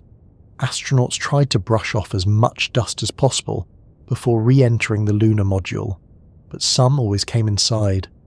Their spacesuits served as personal life support systems. Each suit contained oxygen supplies, cooling systems, communication equipment, and protective layers. If a suit were punctured or damaged significantly, the astronaut would be in serious danger. Fortunately, the suits were built with multiple layers designed to resist tearing and small impacts. Even with those protections, astronauts moved carefully. They avoided sharp rocks when possible and monitored their equipment closely. Another critical moment occurred when it was time to leave the Moon. The ascent engine of the lunar module had to ignite successfully in order to carry the astronauts back into orbit. Unlike many systems on the spacecraft, this engine could not be fully tested in the exact conditions where it would operate. Once the astronauts landed on the Moon, there was no backup engine waiting nearby. If the ascent engine failed to start, the crew would be stranded. This possibility was always present in the background of every lunar mission. Engineers had designed the system with great care, and testing suggested it was highly reliable. Still, astronauts understood the situation clearly. Their return to orbit depended on a single engine firing exactly as expected. When the moment arrived and the engine ignited, lifting the ascent stage away from the lunar surface, it was always a moment of relief. Yet even after leaving the moon, the journey home remained. Re-entering Earth's atmosphere involved another intense phase of flight. The spacecraft approached Earth at extremely high speeds. As the capsule descended through the atmosphere, friction generated tremendous heat. The heat shield protected the spacecraft by slowly burning away and carrying heat away from the interior. If the heat shield failed, the capsule could not survive re-entry. Fortunately, during the Apollo missions, the system worked exactly as designed. Parachutes deployed, slowing the capsule before it splashed down in the ocean. Recovery teams then retrieved the astronauts and brought them safely back aboard waiting ships. Looking back on these missions today, it is easy to focus on the success. Astronauts reached the moon, they explored its surface, they returned home safely.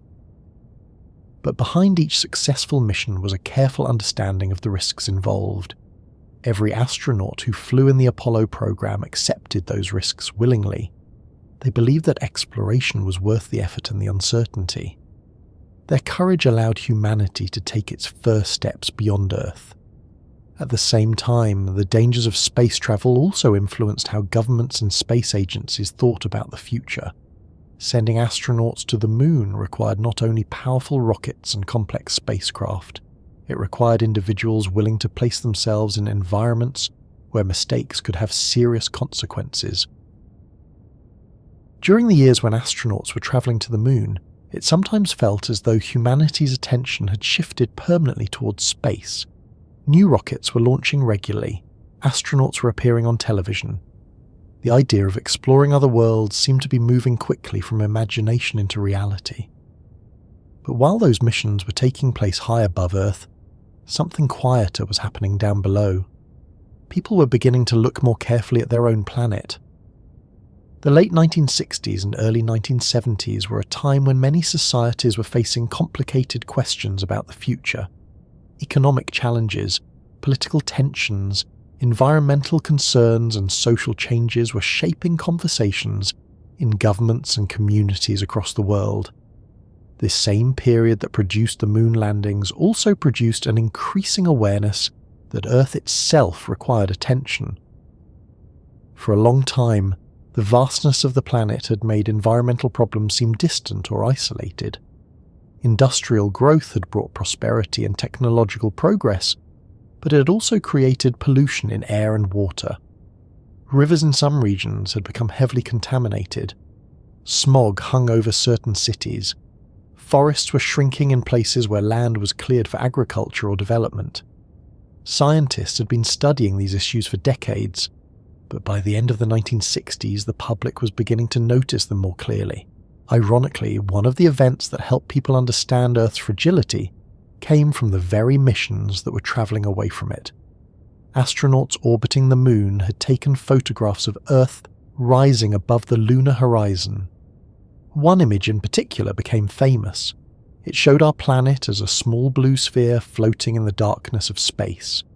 From that distance, the continents and oceans blended into a single view. No borders were visible. No political divisions appeared on the surface. Just a thin atmosphere surrounding a bright world. For many people seeing that photograph for the first time, the effect was surprisingly emotional. Earth suddenly looked smaller than it had ever seemed before. It also looked delicate.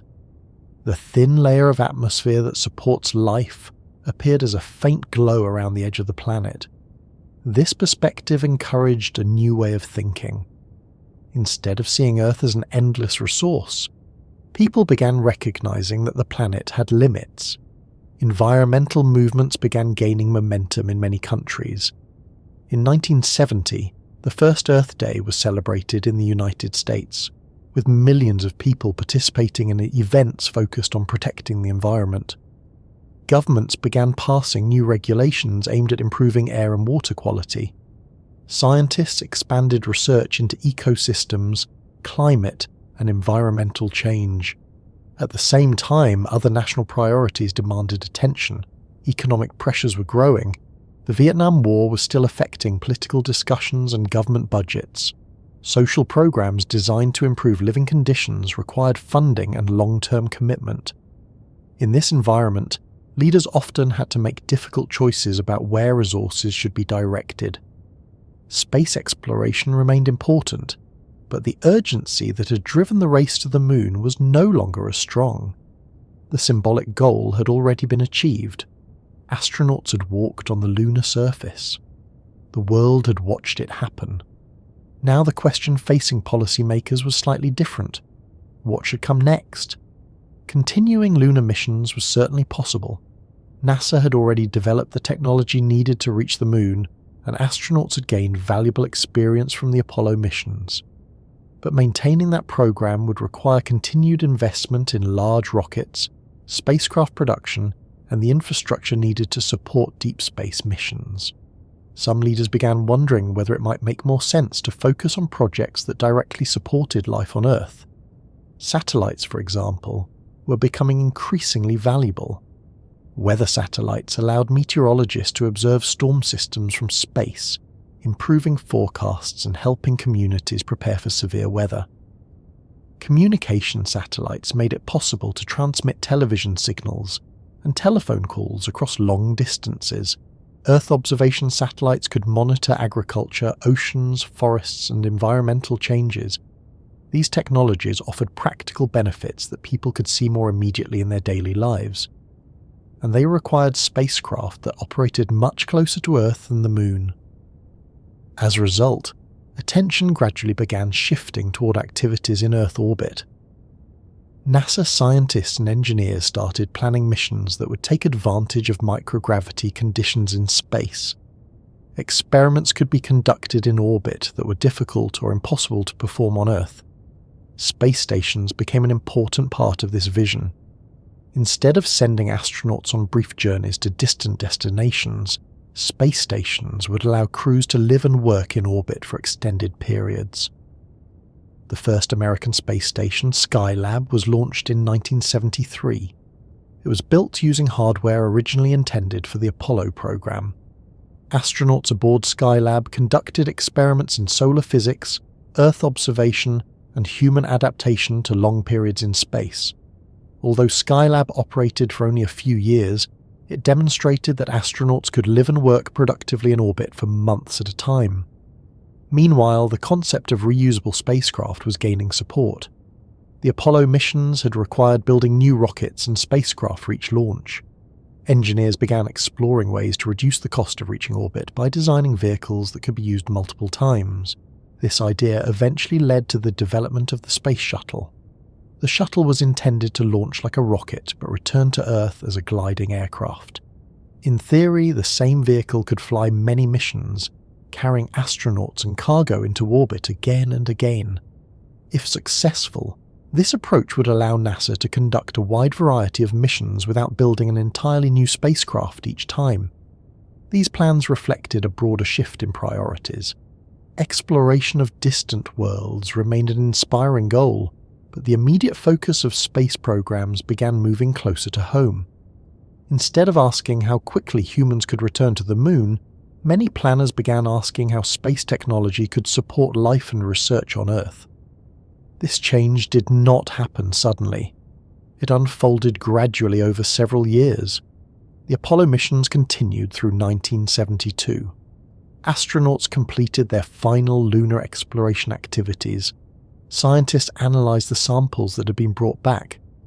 But once the program ended, the infrastructure that had supported lunar missions began evolving into something different. Launch facilities were modified. Factories that once produced Saturn V rocket components shifted toward new projects. Engineers who had designed lunar spacecraft began working on space stations, satellites, and shuttle systems. From a distance, the change might look like a loss of interest in the Moon. In reality, it was more like a redirection of energy. The tools developed during the Apollo era did not disappear. They became the foundation for new kinds of missions. Many of those missions would help scientists understand Earth itself more clearly.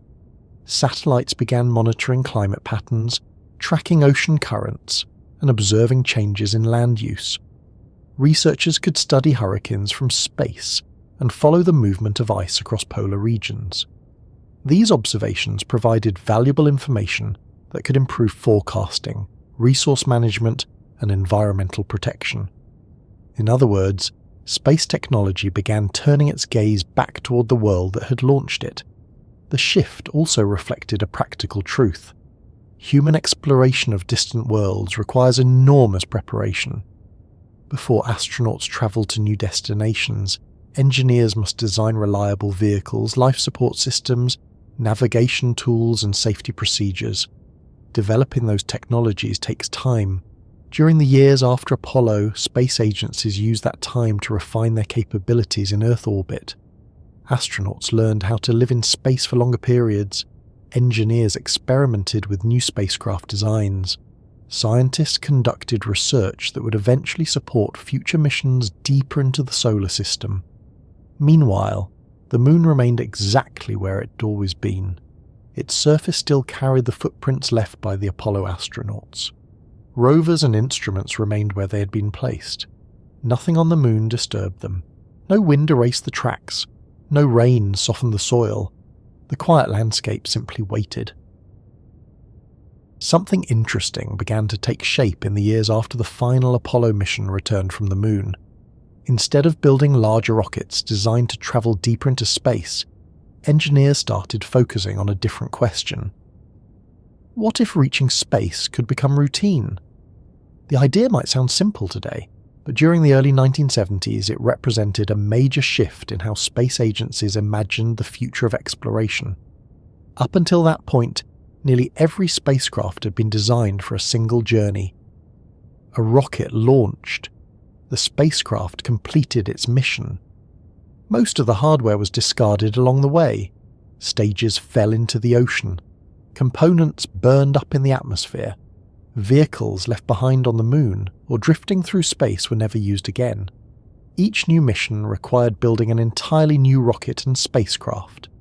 That approach worked when the goal was to win a race to the Moon, but it was expensive and difficult to sustain over long periods.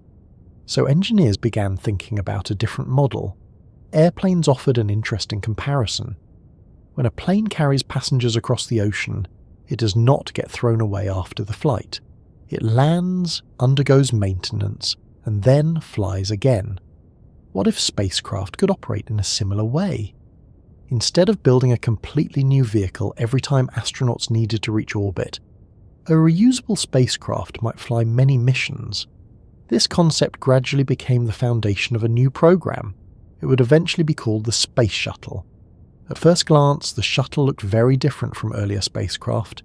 Apollo capsules had been small, cone-shaped vehicles designed mainly for travelling through space and returning safely through Earth's atmosphere.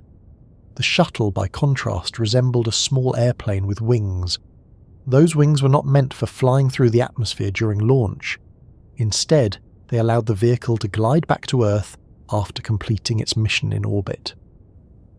The idea behind the Shuttle was ambitious. A large rocket system would carry the spacecraft into orbit. Once there, astronauts could perform many different kinds of work. They could deploy satellites, they could repair equipment in space, they could conduct scientific experiments, they could even help build large structures in orbit. After completing the mission, the Shuttle would re-enter Earth's atmosphere and land on a runway like a conventional aircraft. If everything worked as planned, the same vehicle could be used again and again. This approach promised several advantages. First, it might reduce the long-term cost of spaceflight. If spacecraft could be reused, fewer vehicles would need to be manufactured from scratch. Second, it could make access to space more flexible. Instead of planning missions years in advance around the construction of a new rocket, agencies might schedule launches more frequently. Third, the Shuttle could carry larger payloads than earlier capsules. Inside the vehicle was a cargo bay large enough to hold satellites, scientific instruments, and other equipment that astronauts might deploy or retrieve during missions. The Shuttle could even carry components for building space stations. During the early 1970s, NASA began developing the shuttle design. Engineers faced a long list of technical challenges. The spacecraft needed to survive the intense heat of re-entering Earth's atmosphere. It needed engines powerful enough to reach orbit. It needed systems capable of supporting astronauts for days or weeks in space.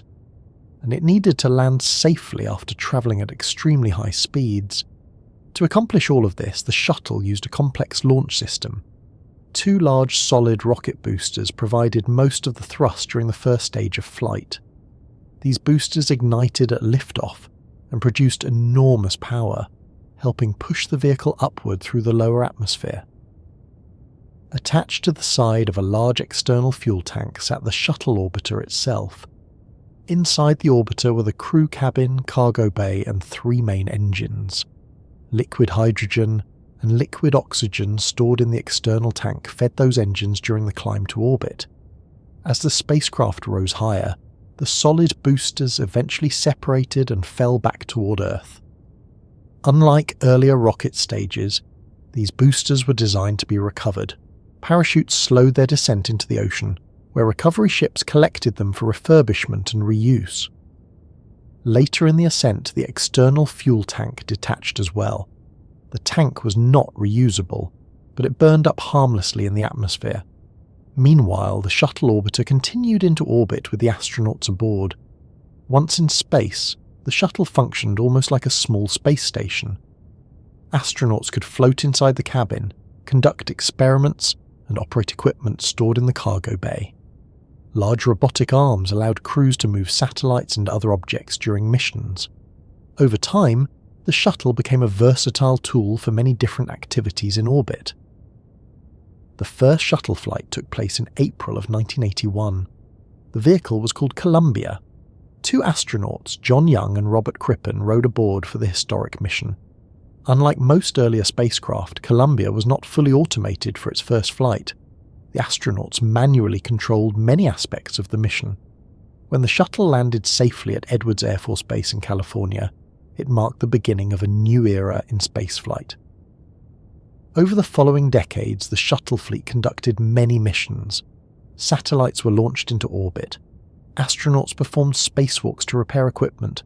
Scientific experiments studied the behavior of materials and biological systems in microgravity. One of the most famous achievements of the shuttle program involved a large telescope. In 1990, a shuttle mission deployed the Hubble Space Telescope into orbit. Initially, Hubble experienced problems with its optics, but later shuttle missions carried astronauts who repaired and upgraded the telescope. Those repairs allowed Hubble to produce some of the most detailed images of distant galaxies ever captured. The shuttle also played a central role in building the International Space Station. Beginning in the late 1990s, shuttle crews transported large modules, solar panels, and other components into orbit. Astronauts assembled these pieces gradually, creating the station that continues operating today. Throughout its operational life, the shuttle system demonstrated many capabilities that earlier spacecraft could not easily achieve. Yet the program also revealed something important about the challenge of making spaceflight routine. The shuttle was reusable, but maintaining the vehicles required extensive inspection and refurbishment after each mission. Thermal protection tiles covering the orbiter had to be checked carefully for damage. Engines required detailed maintenance. Preparing a shuttle for its next flight could take months. Although the program succeeded in carrying astronauts and equipment into orbit repeatedly, it did not reduce costs as dramatically as some early planners had hoped. The shuttle era also experienced difficult moments. 2 tragic accidents reminded everyone that space exploration remained inherently dangerous. In 1986, the Shuttle Challenger was lost shortly after launch, due to a failure in one of the solid rocket boosters. 7 astronauts lost their lives. 17 years later, in 2003, the Shuttle Columbia broke apart during re-entry after damage to its wing occurred during launch. Again, 7 astronauts were lost. These events led to careful investigations and improvements in safety procedures. They also reinforced the reality that travelling into space, even into Earth orbit, remains a complex and demanding endeavour. Despite those challenges, The Shuttle program operated for 30 years. Its final mission took place in July of 2011. When the Shuttle Atlantis landed at Kennedy Space Center in Florida, the era of reusable spaceplanes came to a close. By that time, however, space exploration had entered another phase. New rockets and spacecraft were being developed by both government agencies and private companies. Robotic missions had travelled far beyond Earth's orbit, exploring planets, moons, and distant regions of the solar system. And quietly, interest in the moon was beginning to return. Scientists studying lunar samples had uncovered new information. Orbiting spacecraft had revealed features that earlier missions had not fully understood. Many people remember the moon landings, mainly for the images. Astronauts stepping carefully across a grey landscape, the American flag standing upright in the silent dust, a small rover bouncing gently over uneven ground while Earth hangs in the dark sky above. Those images became symbols of exploration. They represented the moment when humanity left its homeworld and touched another. But from the perspective of scientists, something even more important came back from those missions: rocks. During the Apollo expeditions, astronauts collected an extraordinary amount of lunar material and brought it home to Earth. In total, the missions returned about 382 kilograms of rock and soil. At first glance, these samples might not appear especially remarkable. Many pieces look similar to dark volcanic rocks you might find on Earth. Others resemble dusty fragments of broken stone. Yet each one carried information that had been locked away for billions of years. And once scientists began studying those samples carefully, the moon started revealing a history far more complicated than anyone had expected. One of the first surprising discoveries involved the age of the lunar surface. Before the Apollo missions, researchers already suspected that the moon was ancient, but the exact timeline was unclear. By examining the composition of the rocks and using techniques that measure radioactive decay, scientists could estimate how long ago the materials had formed. The results were astonishing. Some lunar rocks were more than 4 billion years old.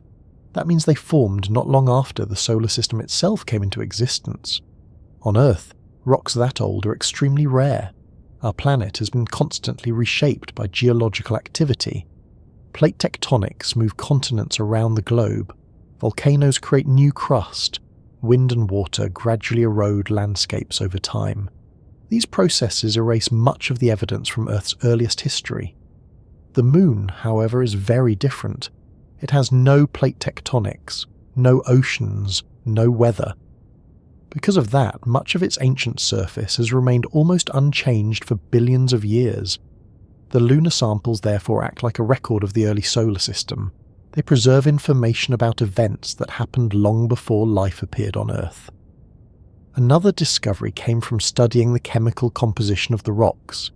Scientists noticed that many lunar materials contain elements similar to those found in Earth's crust. This observation led researchers to propose a fascinating explanation for how the moon formed. According to the most widely accepted theory today, the moon originated from a massive collision early in Earth's history. Roughly 4.5 billion years ago, a Mars-sized object may have struck the young Earth. The impact would have been enormous. Debris from both bodies blasted into space, forming a ring of molten rock orbiting the planet. Over time, gravity pulled that material together until it formed the moon. The similarities between Earth rocks and lunar samples support this idea. The two worlds appear to share a common origin. If that theory is correct, the moon is not simply a captured object wandering through space. It is, in a sense, part of Earth's own history, a fragment of our planet that formed during a violent event billions of years ago. Scientists also learned that the moon experienced volcanic activity long ago. When astronauts explored the dark plains visible from Earth, the areas known as Maria, they discovered that these regions were formed by ancient lava flows. Billions of years ago, molten rock erupted from the moon's interior and spread across large portions of the surface. Over time, the lava cooled and solidified into the smooth plains that telescopes can see even from Earth. The samples collected from these regions allowed scientists to study the moon's volcanic past. By analysing minerals within the rocks, researchers could estimate when these eruptions occurred. Most of the volcanic activity appears to have taken place between 3 and 4 billion years ago. Since then, the moon has become much quieter, its interior cooled, and large-scale volcanic eruptions gradually stopped. Another important discovery involved the countless craters covering the lunar surface. Before the Apollo missions, astronomers already knew that these craters were formed by impacts from asteroids and comets, but the samples helped scientists understand when many of those impacts occurred. Some lunar rocks show evidence of intense heating and shock caused by collisions. By dating these materials, researchers found signs of a period known as the Late Heavy Bombardment. During this time, roughly 4 billion years ago, the inner solar system may have experienced a large number of asteroid impacts. Earth likely experienced these collisions as well, but again, Earth's active geology erased much of the evidence. The moon preserved it. By studying lunar rocks, scientists gained insight into a violent chapter in the early history of our solar system. The samples also revealed something unexpected about the lunar soil itself. The dusty layer covering much of the surface is called regolith. It forms when small meteorites strike the moon and break apart rocks into fine particles. Without wind or water to smooth those fragments, the particles remain jagged and irregular. Under a microscope, lunar dust looks almost like tiny shards of glass. This property explains why astronauts noticed that the dust clung stubbornly to their suits and equipment. Static electricity and sharp edges allowed it to stick easily to surfaces. Studying the regolith also revealed that the moon has been exposed to a constant rain of micrometeorites over billions of years. Each tiny impact gradually breaks down rocks and mixes material from different layers of the surface. Another fascinating detail emerged when scientists examined the tiny glass beads found in some lunar soil samples. These beads formed during ancient volcanic eruptions. Molten material sprayed into the vacuum of space and cooled rapidly, creating small spherical droplets. Some of these beads contain gases trapped inside them. By studying those gases, researchers gained clues about the composition of the moon's interior during its volcanic past. Even the sunlight that strikes the moon leaves evidence in the soil. Because the moon lacks a protective atmosphere and magnetic field, particles from the sun, known as the solar wind, constantly strike the surface. Over long periods of time, these particles become embedded in the outer layers of lunar dust. Scientists studying the samples discovered traces of hydrogen, helium, and other elements delivered by the solar wind. This information helps researchers understand how the sun interacts with airless worlds throughout the solar system. Perhaps most importantly, the Apollo samples allowed scientists to build a detailed timeline of lunar history. By combining age measurements from many different rocks, researchers could reconstruct how the moon evolved over billions of years. They learned that the moon once had a molten outer layer known as a magma ocean. As this ocean cooled, minerals separated and formed the crust we see today. Later, volcanic eruptions reshaped parts of the surface. Asteroid impacts carved out craters and basins. Gradually, the moon became the quiet world we observe now. All of this knowledge came from the rocks that astronauts collected during their brief visits to the lunar surface. In total, the astronauts spent less than 13 days walking on the moon. Yet the samples they returned have supported scientific research for decades. Laboratories around the world continue studying those materials today. New technologies allow researchers to analyze tiny features that could not be examined in the 1970s. Even now, scientists occasionally make new discoveries using samples collected more than 50 years ago. This highlights something remarkable about exploration. Sometimes the most valuable results do not appear immediately. They emerge slowly as new generations of scientists revisit old materials with fresh ideas and improved tools. The moon missions therefore accomplished more than simply placing human footprints on another world. They provided a scientific archive, a collection of samples that still hold answers to questions researchers are only beginning to ask. And as scientists continued studying those rocks, another realization began to take shape. If so much could be learned from a relatively small number of missions, what else might still be waiting on the moon? What secrets might remain hidden in places the Apollo astronauts never visited? Years passed after the final Apollo astronauts left the moon, yet the scientific story of those missions was far from finished. Inside laboratories around the world, researchers continued examining the samples that had been brought back from the lunar surface. The rocks were carefully catalogued, preserved, and studied with increasingly advanced tools. What made those samples so valuable was not just their age, but the fact that they had been collected directly by human explorers who could observe the landscape and choose where to gather them. Astronauts had visited several regions of the moon, but those landing sites represented only a tiny portion of the lunar surface. When scientists looked at maps of the moon, they quickly noticed how much of it remained unexplored. The Apollo missions had visited 6 locations. The moon has an area roughly the size of Africa. In other words, the samples came from a few carefully selected spots scattered across an enormous world. That realization gradually led researchers to begin asking a different kind of question. Instead of focusing only on what the Apollo missions had already revealed, scientists started wondering what they might have missed. Large portions of the moon had never been examined closely. Some regions looked dramatically different from the places astronauts had landed. Craters, mountains, and plains stretched across landscapes that had never been touched by human explorers. The far side of the moon, for example, had not been visited by any Apollo crews. This side always faces away from Earth due to a phenomenon called tidal locking. As a result, it remained largely mysterious during the early years of lunar exploration.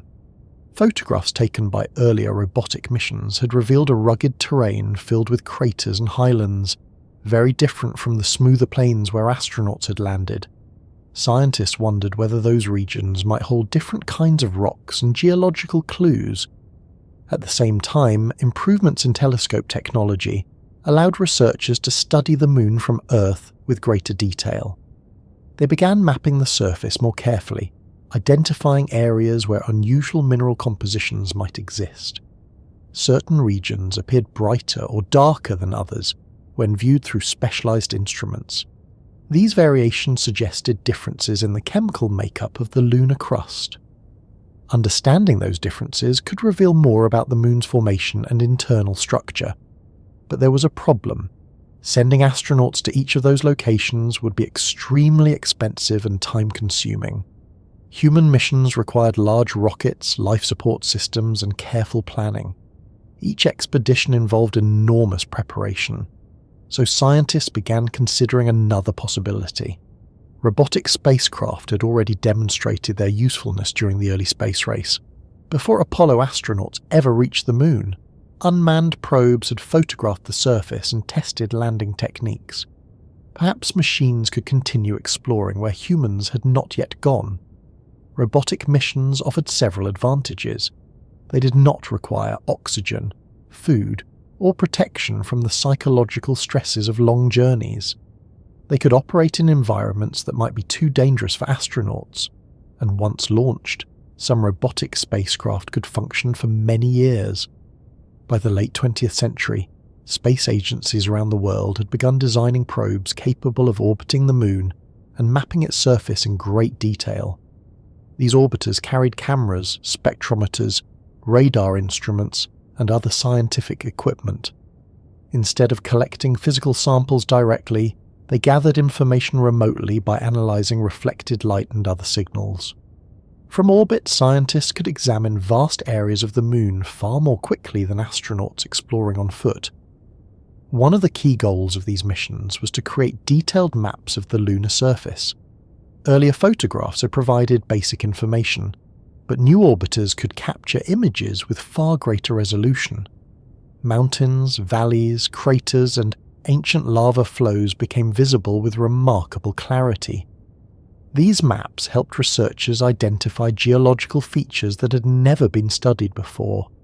Another objective involved understanding the moon's mineral composition, Instruments called spectrometers measured how different materials reflected sunlight. Every mineral interacts with light in a slightly different way. By studying those patterns, scientists could determine what kinds of elements and compounds existed in various regions of the lunar surface. These observations began revealing subtle differences across the moon. Some areas contained higher concentrations of certain metals.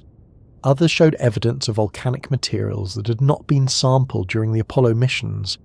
Each new piece of data added another layer to the moon's story. Yet one particular question kept returning to the minds of many researchers. It involved something that, at first glance, seemed unlikely: water. For a long time, scientists believed the moon was completely dry.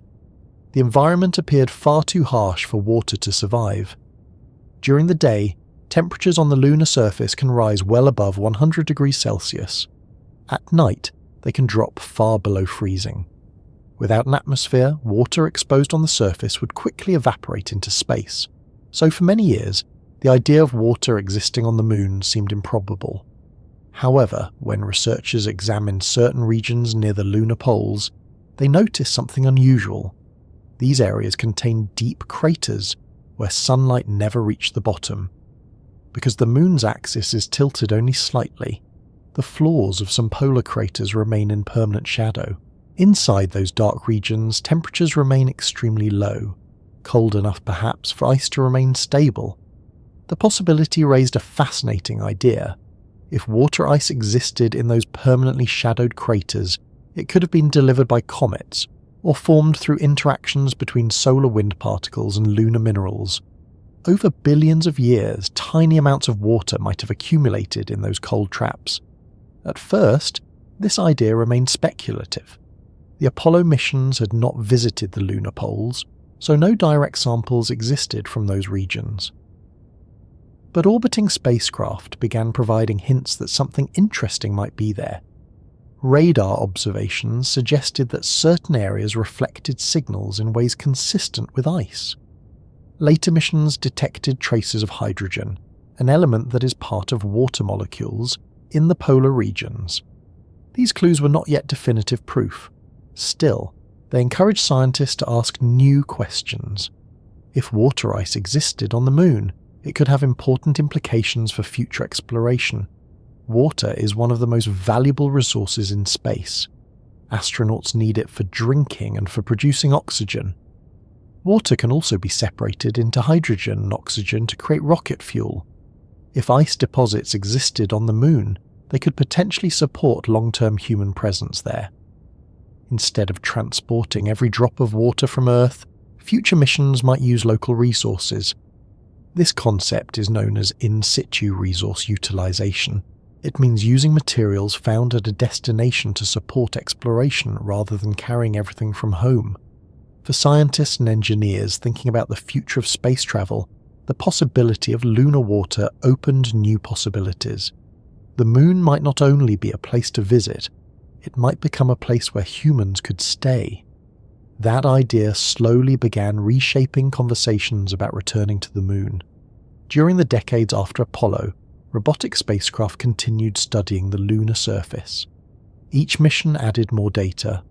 Orbiters mapped the moon with increasing precision. Instruments detected subtle chemical signatures across the terrain. Evidence for water ice in polar regions grew stronger. Meanwhile, advances in technology made spacecraft smaller, lighter, and more capable. Computers improved dramatically. Navigation systems became more accurate.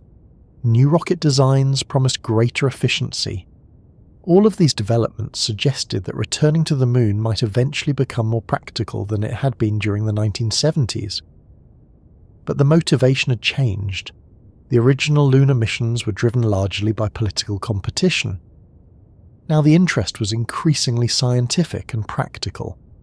Instead of asking who could reach the moon first, scientists were asking what the moon might offer for the future of exploration. Could it serve as a base for studying the early solar system? Could its resources support longer missions deeper into space? Could it become a stepping stone for journeys to Mars and beyond? These questions did not appear overnight. They emerged slowly as new discoveries accumulated. the moon that astronauts had visited during the Apollo era was beginning to look slightly different. Not just a silent grey landscape, but a world with its own history, resources, and potential role in humanity's future. Yet even as these possibilities became clearer, another reality remained. For many years, no human missions returned to the lunar surface. The decades that followed Apollo became a long pause in human exploration of the moon. More than half a century has now passed since the last human being stood on the surface of the moon. When people first watched the Apollo missions unfold in the late 1960s and early 1970s, very few expected that the gap between lunar landings would grow so long. At the time, it seemed natural to assume that the journeys would continue. After all, the technology had already been demonstrated. Astronauts had landed successfully multiple times. The rockets worked. The spacecraft performed as intended. From that perspective, returning to the moon appeared to be only a matter of scheduling the next mission. But history sometimes unfolds differently than people expect. Instead of becoming a regular destination, the moon entered a long quiet period without human visitors. The tracks left by the Apollo rovers remained undisturbed. Instruments placed on the lunar surface eventually stopped transmitting data as their power sources faded. The descent stages of the lunar modules continued standing where astronauts had left them. Nothing erased those marks. Without an atmosphere, the moon does not experience weather. There is no wind to shift the dust and no rain to soften the ground. Even the smallest details remain almost exactly as they were when the astronauts departed. In some ways, the lunar surface became a time capsule. Footprints from 1972 still exist today. The silence of the moon simply preserved them. Meanwhile, life on Earth moved forward. During the decades that followed the Apollo program, the world experienced enormous technological change. Computers became faster and smaller. Communication networks expanded across the planet. Satellites multiplied in orbit around Earth, supporting navigation systems, weather monitoring, and global communications. Space exploration itself did not stop. In fact, it expanded in many different directions. Robotic spacecraft travelled to Mars, Venus, Jupiter, Saturn, and beyond. Probes crossed the asteroid belt and visited distant moons. Telescopes placed in orbit began observing galaxies billions of light-years away. Astronauts continued working in space as well, though their missions remained closer to Earth. Space stations became laboratories where crews lived and conducted experiments for months at a time.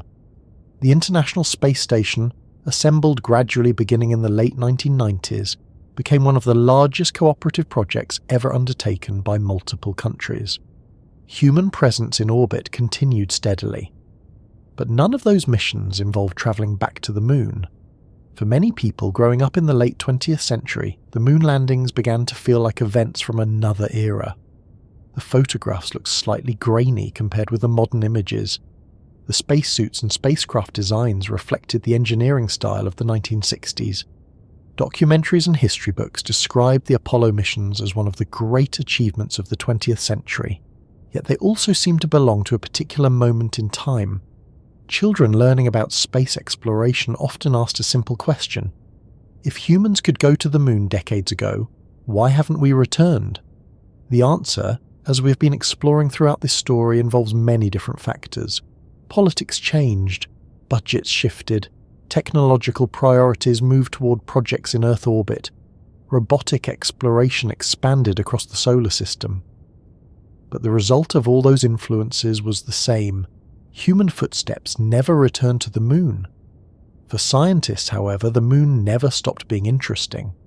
Even during the long pause in human exploration, robotic spacecraft continued studying it from afar.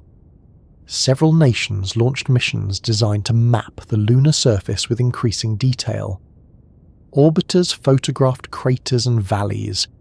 Instruments measured the chemical composition of rocks and soil. Radar systems probed beneath the surface to reveal structures hidden below the dust. Each new mission added another layer of knowledge. The moon gradually became one of the most carefully mapped worlds in the solar system. Interestingly, Many of these missions were carried out by countries that had not participated in the original Apollo program. The Soviet Union had conducted its own robotic lunar missions during the Cold War, including spacecraft that returned small samples of lunar soil. Later decades saw additional contributions from Europe, Japan, China, and India. Each mission expanded humanity's understanding of the Moon. The data gathered by orbiters revealed new details about the lunar landscape. Some craters turned out to be deeper and more complex than previously believed. Ancient lava flows appeared in regions that had not been visited by astronauts. Variations in gravity across the Moon's surface hinted at structures hidden beneath the crust. One particularly important discovery emerged from studying the polar regions. As mentioned earlier, certain craters near the Moon's poles remain permanently shadowed. Sunlight never reaches their deepest interiors. Temperatures inside those craters can drop to extremely low levels, cold enough for volatile substances like water ice to remain stable for long periods. Orbiting spacecraft began detecting evidence that hydrogen, an element associated with water, was present in these shadowed areas. Further observations strengthened the idea that ice might exist there. If confirmed, that discovery would have significant implications for future exploration. Water could support human missions by providing drinking supplies, oxygen, and even rocket fuel. But during the early years of these discoveries, the idea of sending astronauts back to the Moon still seemed distant. The infrastructure required for such missions had largely disappeared after the Apollo program ended. Saturn V rockets were no longer being produced. Facilities used for assembling lunar spacecraft had been converted for other projects. Engineers who had worked on Apollo had moved on to new programs. Rebuilding the capability to send humans to the Moon would require significant planning and investment. For a long time, no government appeared ready to make that commitment, so the Moon continued waiting. Night after night it rose above cities, oceans, deserts, and forests across Earth. People looked up and saw the same familiar face that humanity had been observing for thousands of years. Some remembered watching the Apollo landings on television. Others had only read about them in books. Either way, the idea that humans had once visited that distant world remained quietly fascinating. The gap between those visits slowly stretched from years into decades. By the early 21st century, more than 30 years had passed since the final Apollo mission, then 40, then 50. During that time, technology continued advancing. Computers became vastly more powerful. New rocket designs began appearing. Private companies entered the space industry with fresh ideas about how to reduce the cost of reaching orbit. These developments gradually changed the conversation about the Moon. What once seemed too expensive or complicated might now be possible again. Scientists had also discovered something that made the Moon more interesting than it had appeared during the Apollo era.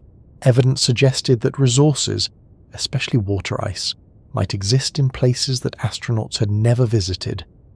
If those resources could be used to support exploration, the Moon might become more than just a destination for brief missions. It could become a place where humans stay longer, a stepping stone for journeys deeper into the solar system. That possibility began attracting attention once more. Governments, space agencies, and private companies started discussing new lunar programs. Plans slowly formed for orbiters, landers, and eventually astronauts returning to the surface. After decades of silence, the Moon was beginning to feel like a frontier again. Yet even as interest returned, the long gap in human exploration remained a remarkable part of the story. Few other achievements in human history have followed such a pattern. Reaching the Moon required extraordinary effort. Once accomplished, the journey stopped for more than 50 years. While human missions to the Moon paused after the Apollo era, exploration did not truly stop. Instead, the work simply became quieter. No astronauts climbed down ladders, no rover tracks stretched across fresh lunar soil. No voices echoed through radios describing mountains and craters. From the perspective of the public, it might have seemed as if the Moon had been largely forgotten. but far above the surface, machines were still studying it carefully. Robotic spacecraft began circling the moon, collecting measurements, photographing the terrain, and sending information back to Earth. Unlike astronauts, these spacecraft did not need oxygen or food. They could remain in orbit for months or even years, patiently gathering data. Their work lacked the dramatic images of humans walking on another world. There were no television broadcasts showing astronauts planting flags or driving vehicles across the landscape. Instead, the discoveries arrived gradually through streams of numbers and images analysed by scientists. This quieter form of exploration turned out to be extremely powerful. During the years following Apollo, several countries launched robotic missions designed to map the moon with increasing precision.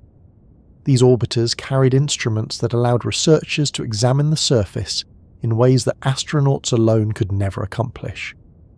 One of the earliest tasks was creating detailed maps of the lunar terrain. Earlier photographs taken during the Apollo era had already revealed many features, but they were limited by the technology of the time. Cameras aboard newer orbiters could capture images with far greater resolution. Crater walls, lava plains, and mountain ridges became visible in remarkable detail. Scientists began assembling global maps of the moon that showed almost every region of its surface. These maps revealed patterns that had previously gone unnoticed. For example, the near side of the moon, the side that always faces Earth, contains large dark plains formed by ancient lava flows. The far side, by contrast, is dominated by rugged highlands and heavily cratered terrain. Understanding why these two hemispheres look so different became an important scientific question. Gravity measurements provided another layer of information. Orbiting spacecraft could detect tiny variations in the moon's gravitational field. These variations revealed the presence of dense structures buried beneath the surface. Some of these features were called mascons, short for mass concentrations. Mascons are regions where ancient asteroid impacts created enormous basins that later filled with dense volcanic material. The extra mass in these areas slightly alters the gravitational pull experienced by spacecraft flying overhead. Mapping these variations helped scientists understand the internal structure of the moon and how its crust evolved over billions of years.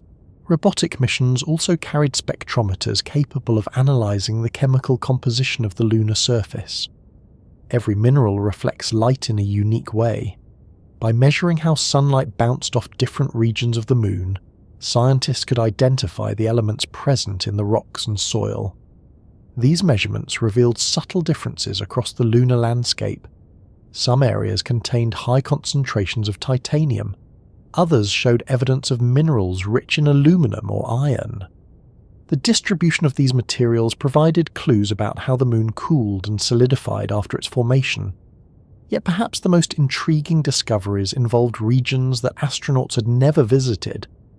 The Apollo missions landed near the moon's equator, where conditions were relatively favourable for exploration. The terrain there was smoother, and sunlight illuminated the landscape regularly. The lunar poles, however, remained mysterious.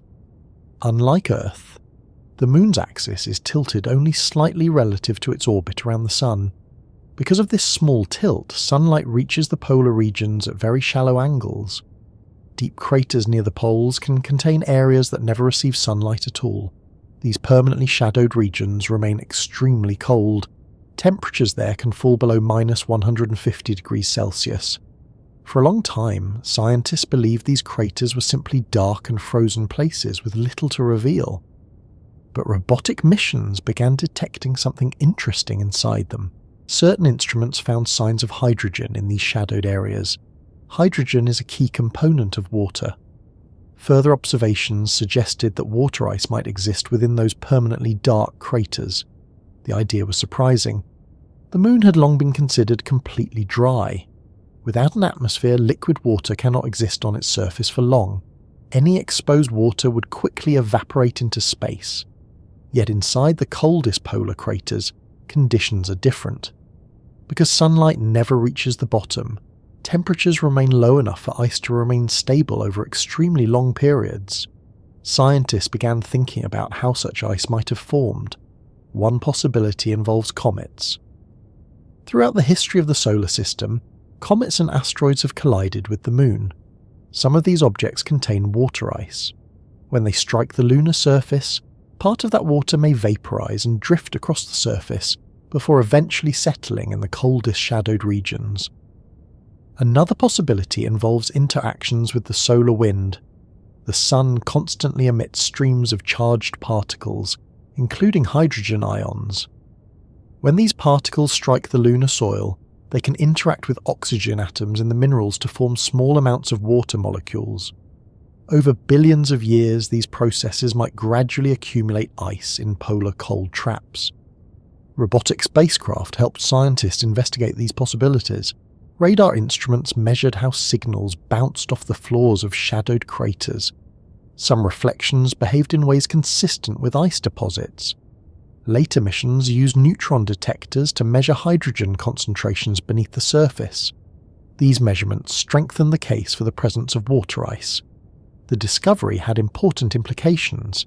If water ice existed on the Moon, it could become an extremely valuable resource for future explorers.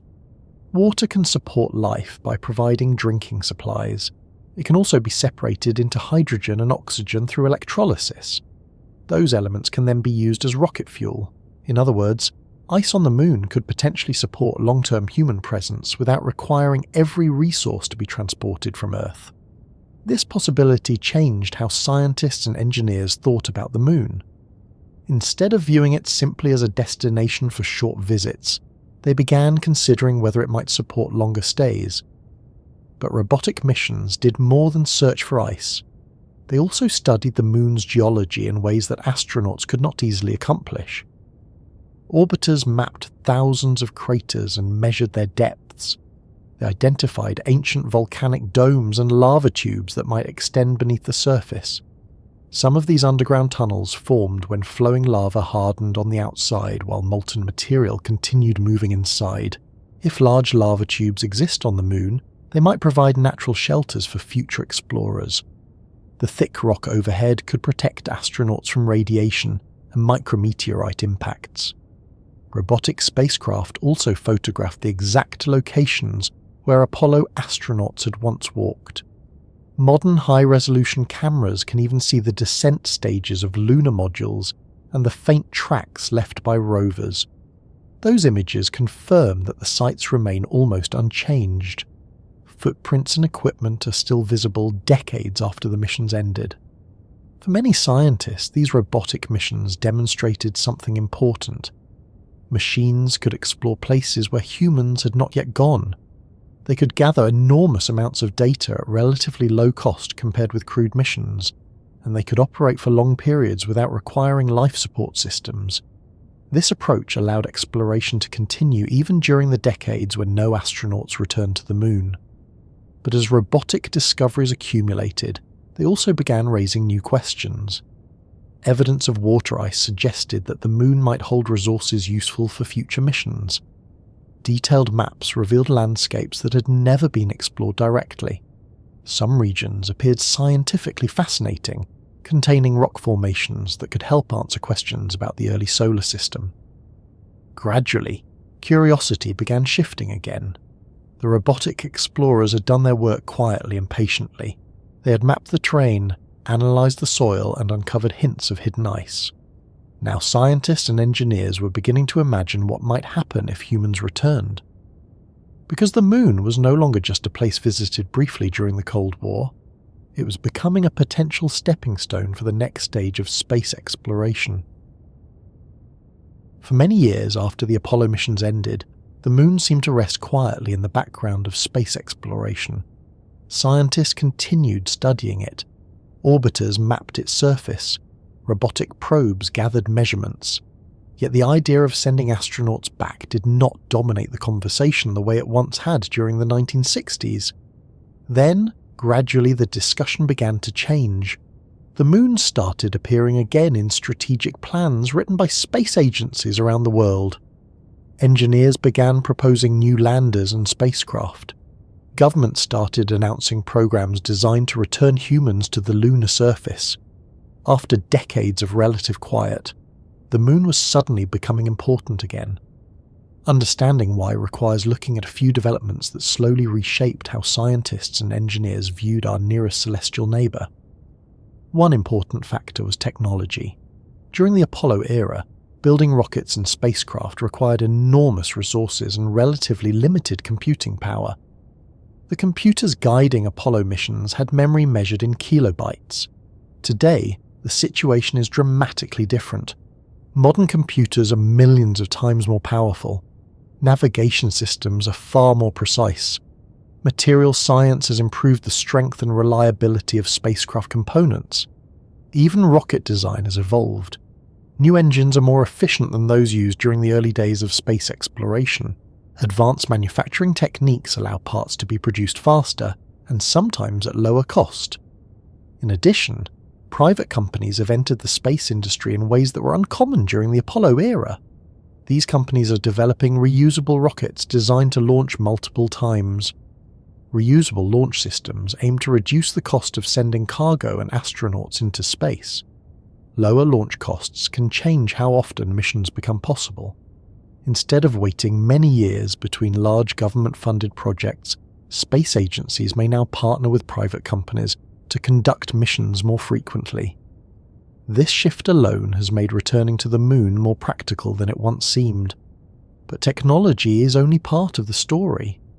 Another reason interest in the moon has grown again involves what scientists have discovered there. As robotic spacecraft mapped the lunar surface in increasing detail, evidence began accumulating that the moon contains resources that could support exploration. The most important of these is water ice. As we discussed earlier, permanently shadowed craters near the lunar poles appear to contain deposits of frozen water.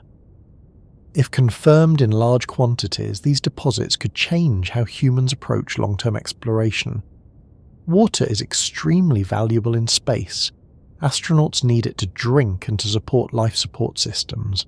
It can also be separated into hydrogen and oxygen through electrolysis. Hydrogen and oxygen are the same elements used as rocket fuel in many spacecraft. This means that water on the moon could potentially be used to produce fuel for future missions. Imagine a spacecraft launching from Earth, carrying only part of the fuel needed for a journey deeper into space.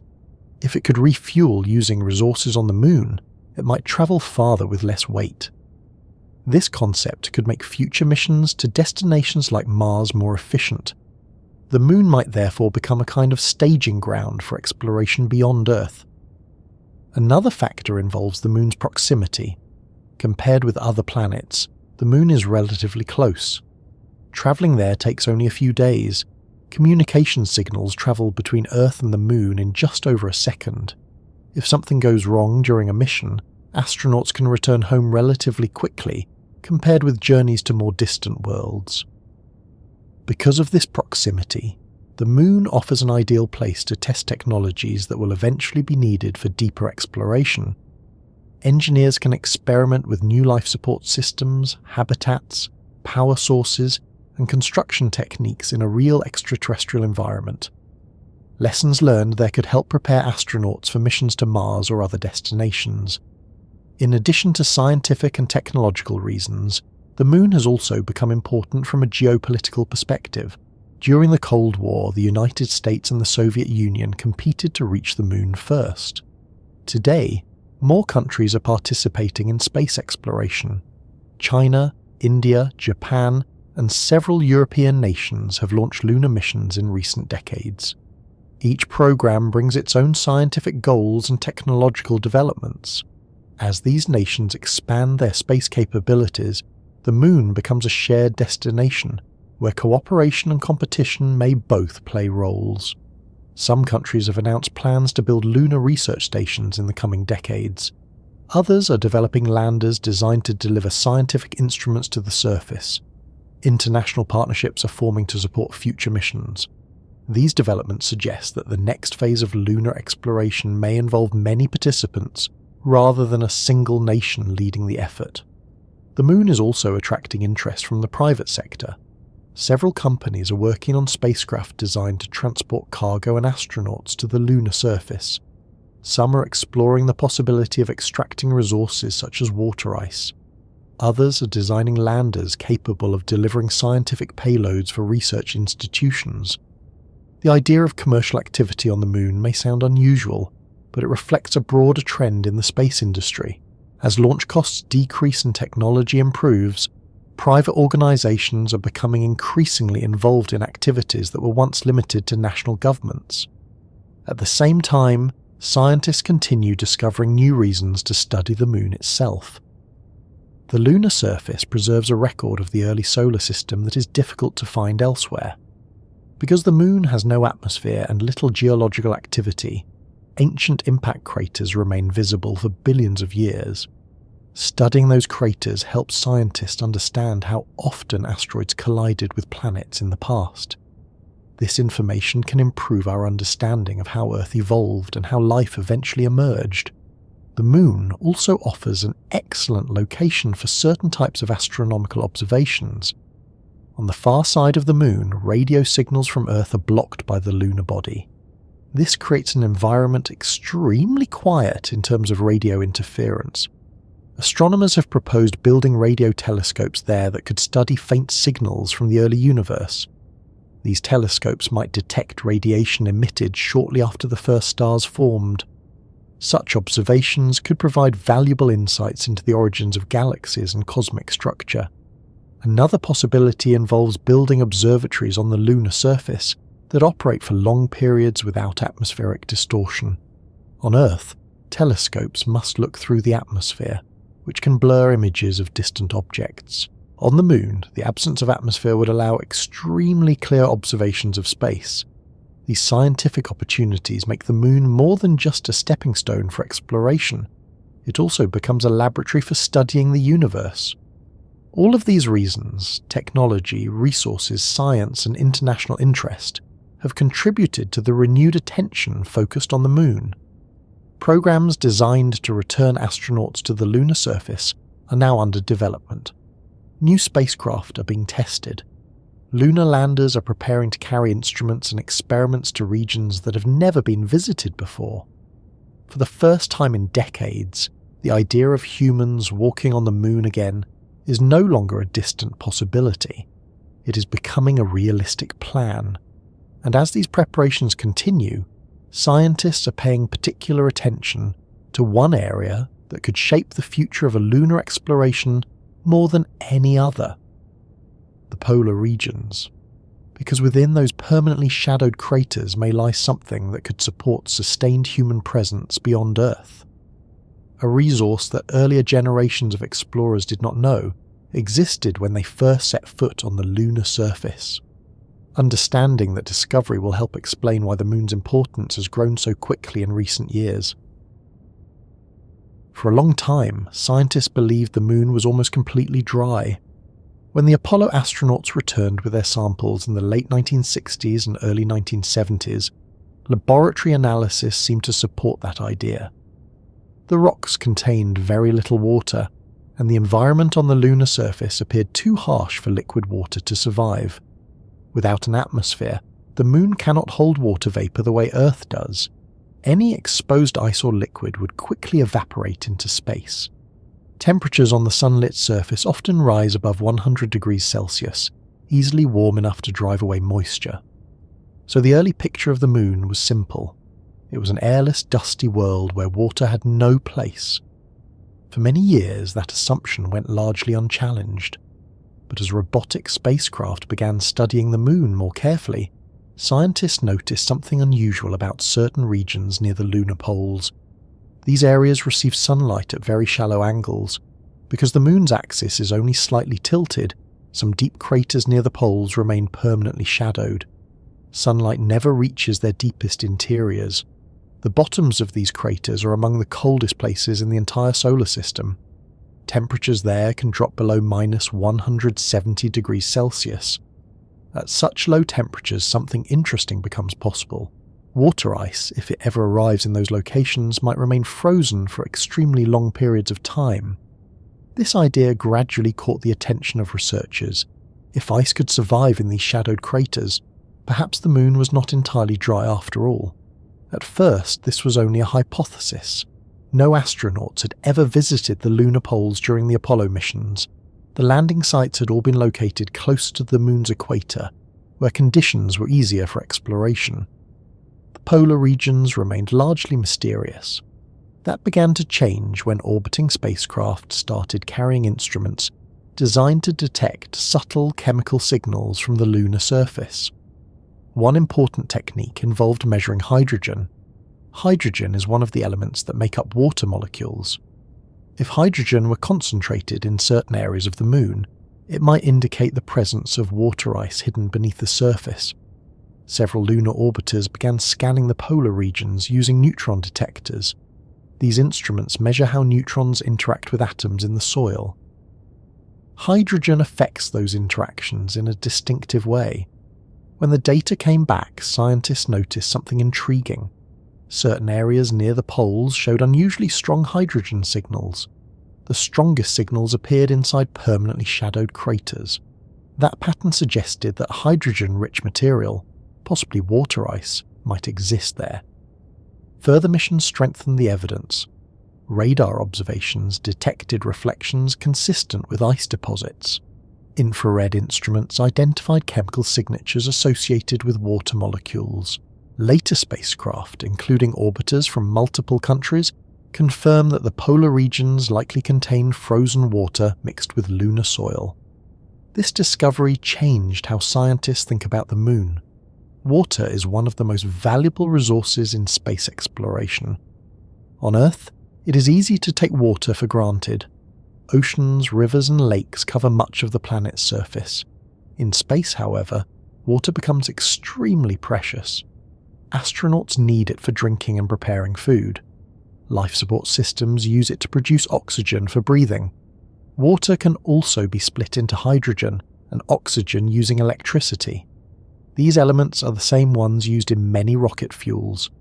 If a spacecraft could produce fuel from water found on the Moon, future missions might not need to launch all of their fuel from Earth.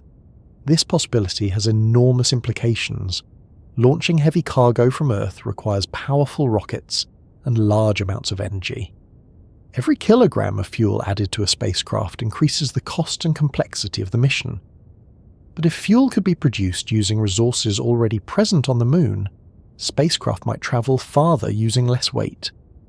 The Moon could become a place where missions refuel before continuing deeper into the solar system. Scientists sometimes describe this concept as building a fuel depot beyond Earth. The Moon's relatively weak gravity makes it easier to launch spacecraft compared with Earth. Escaping the Moon's gravitational pull requires far less energy. For that reason, a spacecraft departing from the Moon could carry more cargo or travel greater distances than one launching directly from Earth. Water ice also offers another advantage. It can support human settlements. Future explorers living on the Moon would need reliable sources of water for drinking, growing food, and maintaining life support systems. If local ice deposits can be accessed and processed, astronauts might not need to transport every drop of water from Earth. Instead, they could extract it directly from the lunar soil.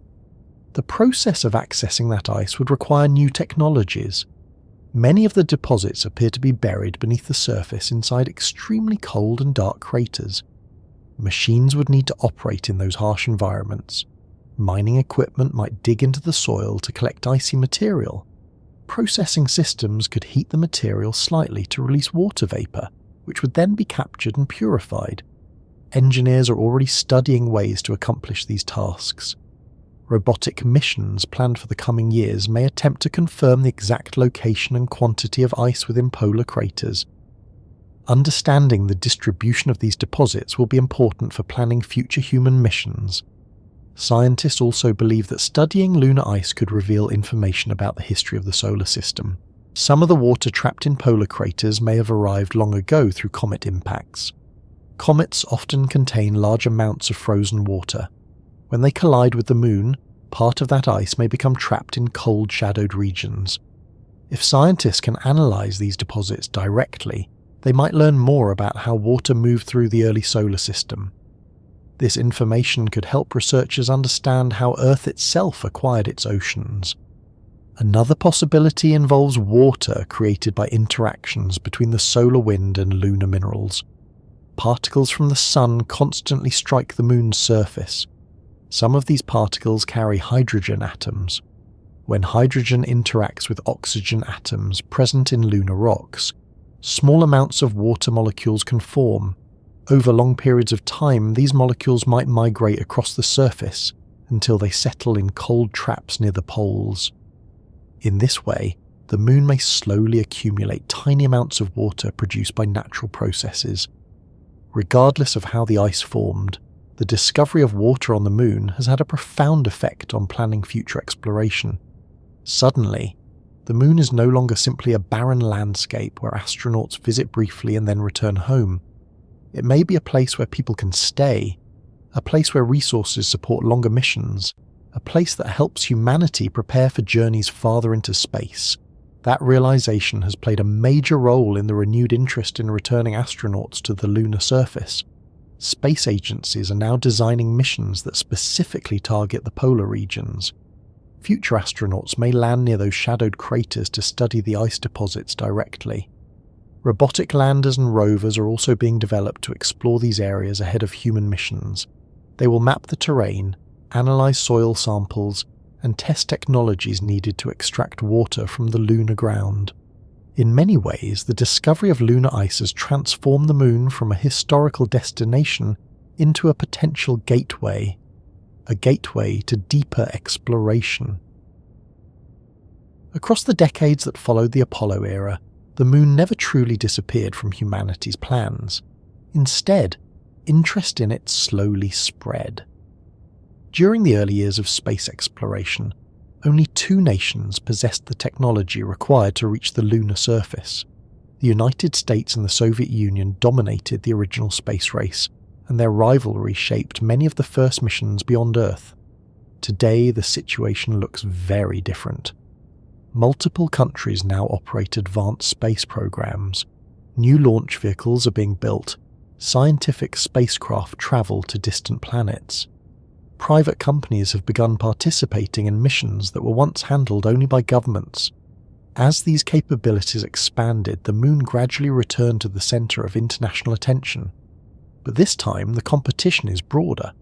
Rather than a race between 2 superpowers, the modern effort to explore the moon involves many nations working simultaneously, sometimes cooperating and sometimes pursuing their own goals. China has become one of the most active participants in recent lunar exploration. Over the past 2 decades, the Chinese space program has launched a series of missions known as the Chang'e program, named after a figure from Chinese mythology associated with the moon. These missions began with orbiters that mapped the lunar surface in detail. Later spacecraft successfully landed robotic probes and rovers on the moon, allowing scientists to study the terrain directly. In 2019, China achieved a milestone that had never been accomplished before. A robotic lander called Chang'e 4 touched down on the far side of the moon. Because the far side never faces Earth, direct communication with spacecraft there is difficult. To solve this problem, engineers placed a relay satellite in orbit around the moon, allowing signals to travel between the lander and mission control. The mission demonstrated the ability to explore regions that earlier programs had not reached. China followed this achievement with another ambitious mission. In 2020, the Chang'e 5 spacecraft successfully collected samples of lunar soil and returned them to Earth. This marked the first time in more than 40 years that new lunar material had been brought back to laboratories. These samples allowed scientists to compare freshly collected material with the Apollo-era rocks that had been studied for decades. Meanwhile, India has also been developing its lunar exploration program. Indian spacecraft have orbited the moon and conducted detailed mapping missions. In 2023, India successfully landed a robotic probe near the lunar South Pole, becoming one of the few nations to achieve a controlled landing on the moon. The South Pole region is particularly interesting because it contains many of the permanently shadowed craters believed to hold water ice. Exploring that area helps scientists learn more about the resources available there. Japan has also launched lunar missions aimed at studying the moon's surface and testing new technologies. Japanese spacecraft have carried instruments designed to analyze mineral composition and map the terrain. European space agencies have contributed through collaborations with other nations, supporting scientific instruments and spacecraft systems. Even smaller countries are beginning to participate in lunar exploration through partnerships and international projects. This growing participation reflects how space technology has expanded across the world. During the Apollo era, only a few nations had the industrial and technological capacity required to send spacecraft beyond Earth orbit. Today, many countries possess advanced engineering capabilities and experienced scientific teams. The moon has therefore become a shared destination. But cooperation is only one side of the story. Competition still plays a role. National pride often accompanies major achievements in space. Landing a spacecraft on another world demonstrates technological capability and scientific expertise. For that reason, many countries view lunar exploration as an opportunity to showcase their progress. At the same time, the possibility of using lunar resources has attracted additional interest. As scientists gather more evidence about water ice near the poles, the moon begins to look less like a barren landscape and more like a place where future missions might operate for extended periods. Establishing a presence there could offer strategic advantages. For example, a research station near the lunar South Pole could study ice deposits and test methods for extracting water. Such a station might also serve as a base for astronomical observations or deep space missions. Because of these possibilities, several space agencies have proposed plans for building long-term facilities on the moon. One example involves an international project known as the Lunar Gateway. This planned space station would orbit the moon and serve as a staging point for future missions to the lunar surface. Astronauts travelling from Earth could dock with the station before descending to the moon in specialised landers. The station could also support scientific experiments and provide a communication hub for surface missions. In addition to government programs, private companies have begun contributing to lunar exploration. Some companies are developing landers capable of delivering cargo to the moon. Others are designing spacecraft intended to carry astronauts in the future. These commercial efforts aim to reduce the cost of space missions while increasing flexibility in how they are conducted. In recent years, several robotic landers built by private organizations have attempted lunar missions. Some have succeeded, while others have encountered difficulties during landing attempts. Each mission provides valuable experience and helps improve the technology required for future flights. As more participants enter the field, the pace of development accelerates. New rockets are tested, new spacecraft designs appear, and plans for human missions slowly move closer to reality. The renewed interest in the moon has therefore created something resembling a modern version of the space race. But unlike the competition of the Cold War, today's efforts involve a mixture of rivalry and cooperation. Countries share scientific data and collaborate on research projects. At the same time, they pursue their own missions and technological milestones. The moon has become a place where multiple ambitions intersect. Scientific curiosity, technological development, national pride, and long-term exploration goals all play roles in shaping these programs. One particularly important focus of this new era involves the lunar South Pole. This region contains many of the permanently shadowed craters where water ice may exist. Because sunlight reaches some nearby ridges almost continuously, those areas could provide reliable sources of solar power for future missions. Combining access to ice and sunlight makes the South Pole an attractive location for potential bases.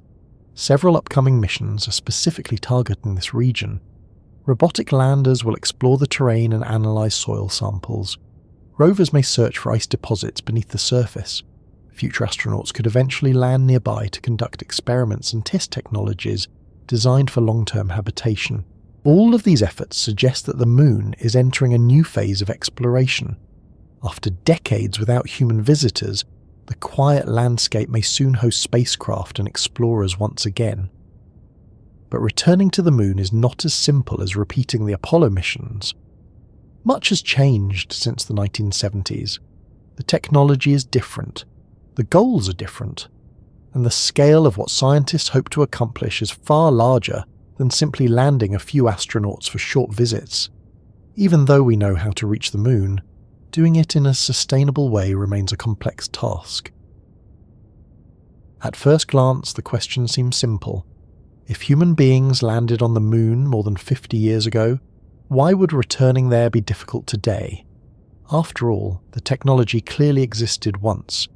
Astronauts travelled nearly 400,000 kilometres, landed safely, explored the surface, and came home again. The missions worked, the engineering solutions were proven, so why has it taken so long to organise another return? The answer becomes clearer once you look closely at what those original missions actually required.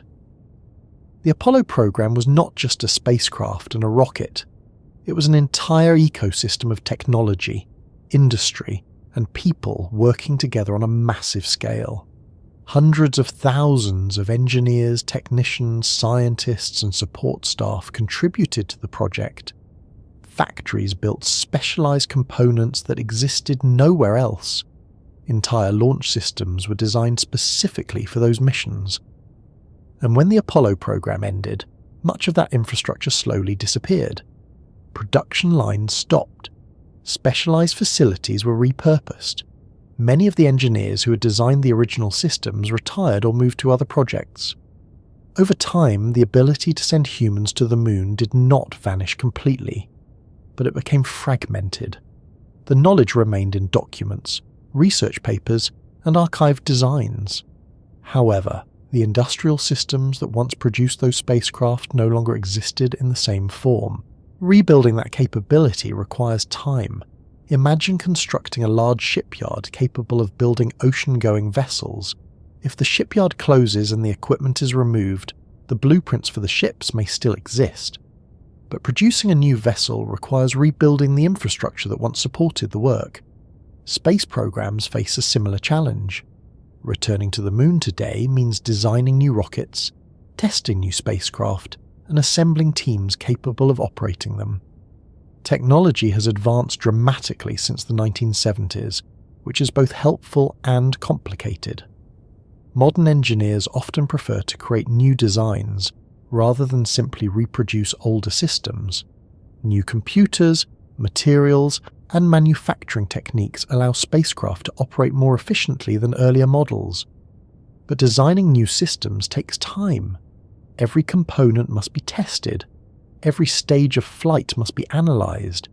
Every possible failure scenario must be considered carefully.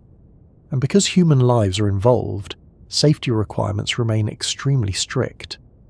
Beyond rebuilding spacecraft technology, there is another major challenge. Living and working on the moon for extended periods is far more difficult than visiting briefly. The Apollo missions were relatively short. Astronauts spent only a few days on the lunar surface before returning home. They carried most of the supplies they needed with them. Future missions aim to accomplish something more ambitious. Instead of brief visits, scientists hope to establish longer-term operations on the moon. That means building habitats where astronauts can live for weeks or months. It means developing reliable power sources. It means creating systems capable of producing oxygen, water, and possibly food. The lunar environment presents several obstacles to these plans. One of the most significant challenges involves temperature. Without an atmosphere to moderate conditions, the moon experiences extreme swings between heat and cold. During the lunar day, surface temperatures can rise above 100 degrees Celsius. During the lunar night, temperatures can fall below minus 170 degrees. Protecting astronauts and equipment from these extremes requires carefully designed insulation and thermal control systems. Radiation presents another concern. Earth's magnetic field and atmosphere protect life on our planet from much of the radiation produced by the sun and distant cosmic sources. The moon does not have this protection. Astronauts working on the lunar surface are exposed to higher levels of radiation than they would experience on Earth. Short missions can manage this risk, but longer stays require additional protection. Some researchers believe that habitats might eventually be built inside natural lava tubes beneath the lunar surface. These underground tunnels could provide thick layers of rock that shield astronauts from radiation and micrometeorites, but identifying and preparing such locations will require extensive exploration and planning. Dust is another surprisingly difficult problem. The fine powder covering the lunar surface behaves differently from soil on Earth. Its particles are sharp and cling to surfaces easily. During the Apollo missions, astronauts discovered that the dust stuck to their suits, tools, and equipment. When they returned to the lunar module, some of that dust entered the cabin. It irritated their eyes and lungs. For future missions lasting longer periods, controlling lunar dust will be important for maintaining both equipment and astronaut health. Engineers are studying ways to design spacesuits and airlock systems that minimize dust contamination. Transportation also becomes more complex when missions extend beyond short visits.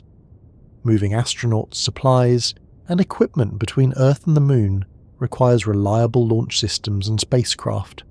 Cargo missions may need to deliver habitat modules, power systems, vehicles, and scientific instruments. Each of these components must land safely on the lunar surface. Coordinating these deliveries requires careful planning. Some missions may deliver robotic systems first to prepare landing sites or construct infrastructure before astronauts arrive. Another challenge involves power generation. Future lunar bases will require electricity for life support systems, communication equipment, and scientific instruments. Solar panels offer one solution, but the long lunar night can last about 2 weeks. Energy storage systems or alternative power sources may be needed to maintain operations during these periods of darkness. The polar regions offer some advantages because certain elevated areas receive sunlight almost continuously. For this reason, many proposed lunar bases focus on locations near the South Pole. But even there, power systems must be carefully designed to remain reliable. Communication presents additional considerations. Although radio signals travel quickly between Earth and the Moon, missions operating on the far side cannot communicate directly with Earth because the Moon itself blocks the signal. Relay satellites placed in lunar orbit may be required to maintain constant communication with surface crews. This kind of infrastructure must be built and maintained over time. When you combine all of these factors, transportation, habitats, power systems, communication networks, and resource management, it becomes clear that returning to the Moon in a sustainable way involves far more than simply repeating the Apollo missions. Those early missions proved that humans could reach the Moon. The next phase aims to learn how humans might remain there for longer periods and operate effectively in that environment. This goal requires building an entire framework of technology around the lunar surface. Despite these challenges, progress is being made. New rockets capable of carrying heavy cargo are under development. Lunar landers are being designed to transport astronauts and equipment. Robotic missions are mapping potential landing sites and studying resources such as water ice. Step by step, the pieces needed for returning to the Moon are coming together. The process takes time because every system must be reliable enough to support human life far from Earth. But the effort continues. Scientists, engineers, and astronauts are preparing for a future in which human exploration once again extends beyond Earth orbit. And when the next generation of explorers finally steps onto the lunar surface, they will not simply be repeating history. They will be beginning something new. Because the goal this time is not only to visit the Moon, it is to understand how humanity might live and work beyond our home planet. That possibility, more than anything else, explains why the Moon has returned to the center of space exploration plans in the 21st century. High above Earth, the Moon continues its steady journey around our planet. Night after night, it rises over oceans, mountains, cities, deserts, and forests. Sometimes it appears as a thin crescent, barely visible in the fading light of sunset. Other nights it becomes a bright full circle that illuminates the landscape with a pale glow. For thousands of years, people have looked up at that familiar shape and wondered about it. Ancient astronomers mapped its phases. Poets wrote about it. Navigators used it to track time and direction. Long before rockets and spacecraft existed, the moon already held a quiet place in human imagination. Then, for a brief moment in the 20th century, something remarkable happened. Human beings actually went there. The footprints left by those astronauts remain exactly where they were placed more than 50 years ago. The rovers still sit where they stopped. The descent stages of lunar modules stand motionless on the dusty ground. Nothing has disturbed them. On Earth, time slowly erases most traces of human activity. Rain softens footprints. Wind reshapes sand. Rivers carve through landscapes and change their appearance over centuries. The moon is different. Without wind or water, the surface changes very slowly. A footprint pressed into the dust can remain visible for millions of years, unless a meteorite happens to strike nearby. So in a very real sense, the moon has been preserving a moment from human history. Those marks left in 1972 still exist today. They are quiet reminders of the first time our species reached another world. For a long time after those missions ended, it seemed possible that the moon might remain only a memory of that earlier era. The Apollo program had achieved its goal. Astronauts had demonstrated that travel to another celestial body was possible.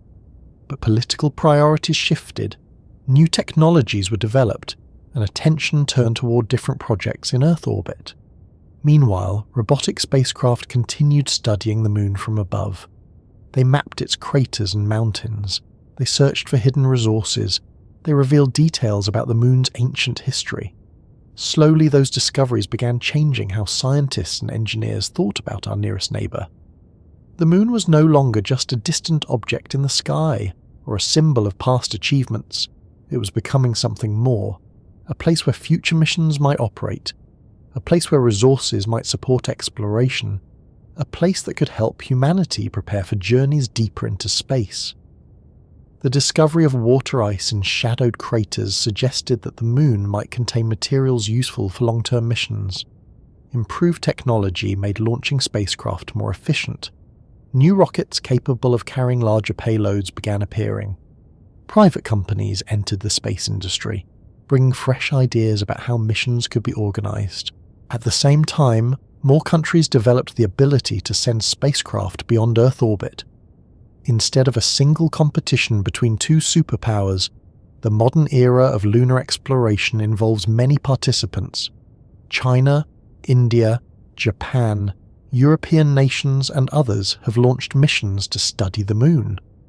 International partnerships are forming to build spacecraft and conduct research together. Some plans even propose building orbiting stations and surface bases near the lunar poles. After decades of relative quiet, the moon has become an active focus of scientific and technological planning once again. Yet through all of these changes, the moon itself has remained exactly the same. Its mountains have not moved. Its craters have not filled with water. Its silent plains still stretch across the landscape under the harsh light of the sun. Time passes differently there. While decades have passed on Earth, the lunar surface is barely noticed. From that perspective, the pause in human exploration might seem very short. The astronauts who left in 1972 may eventually be followed by new explorers who continue the journey they began. When those future missions arrive, they will carry equipment far more advanced than anything available during the Apollo era. Computers will guide landers with remarkable precision. Robotic systems may prepare landing sites and help build habitats. Astronauts may travel across the surface using vehicles designed for longer journeys. Some missions might focus on studying the ice deposits near the poles. Others may explore ancient volcanic formations or investigate the moon's interior. Scientists will likely search for answers to questions that have emerged over the past 50 years. How much water exists in the polar craters? What can lunar rocks reveal about the earliest history of the solar system? Could underground lava tubes provide natural shelters for long-term human habitation?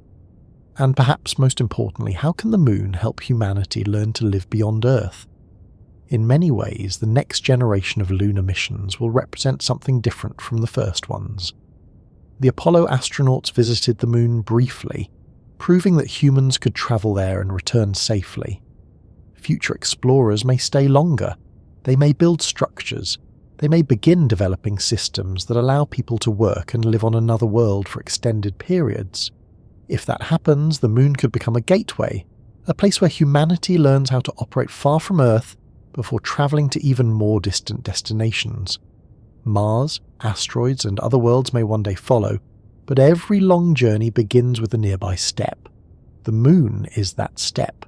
It is close enough to reach within days, yet distant enough to challenge our technology and creativity. It provides a natural training ground for the future of exploration. And while engineers design spacecraft and scientists plan missions, the moon continues its quiet orbit. Every night it rises again above Earth. Somewhere on its surface, the tracks left by a rover still cross the dusty ground. Nearby, a set of footprints leads toward a ladder that once carried an astronaut back into a spacecraft. Those marks have been waiting for more than half a century, not fading, not changing, simply waiting. And sometime in the years ahead, another spacecraft will descend toward the surface. New astronauts will step onto the same grey dust that earlier explorers touched decades before. When that moment arrives, the long pause in human journeys to the moon will finally come to an end. But until then, the moon continues its patient watch over Earth, just as it has done for billions of years. A quiet companion in the sky, holding the traces of our first steps into the wider universe.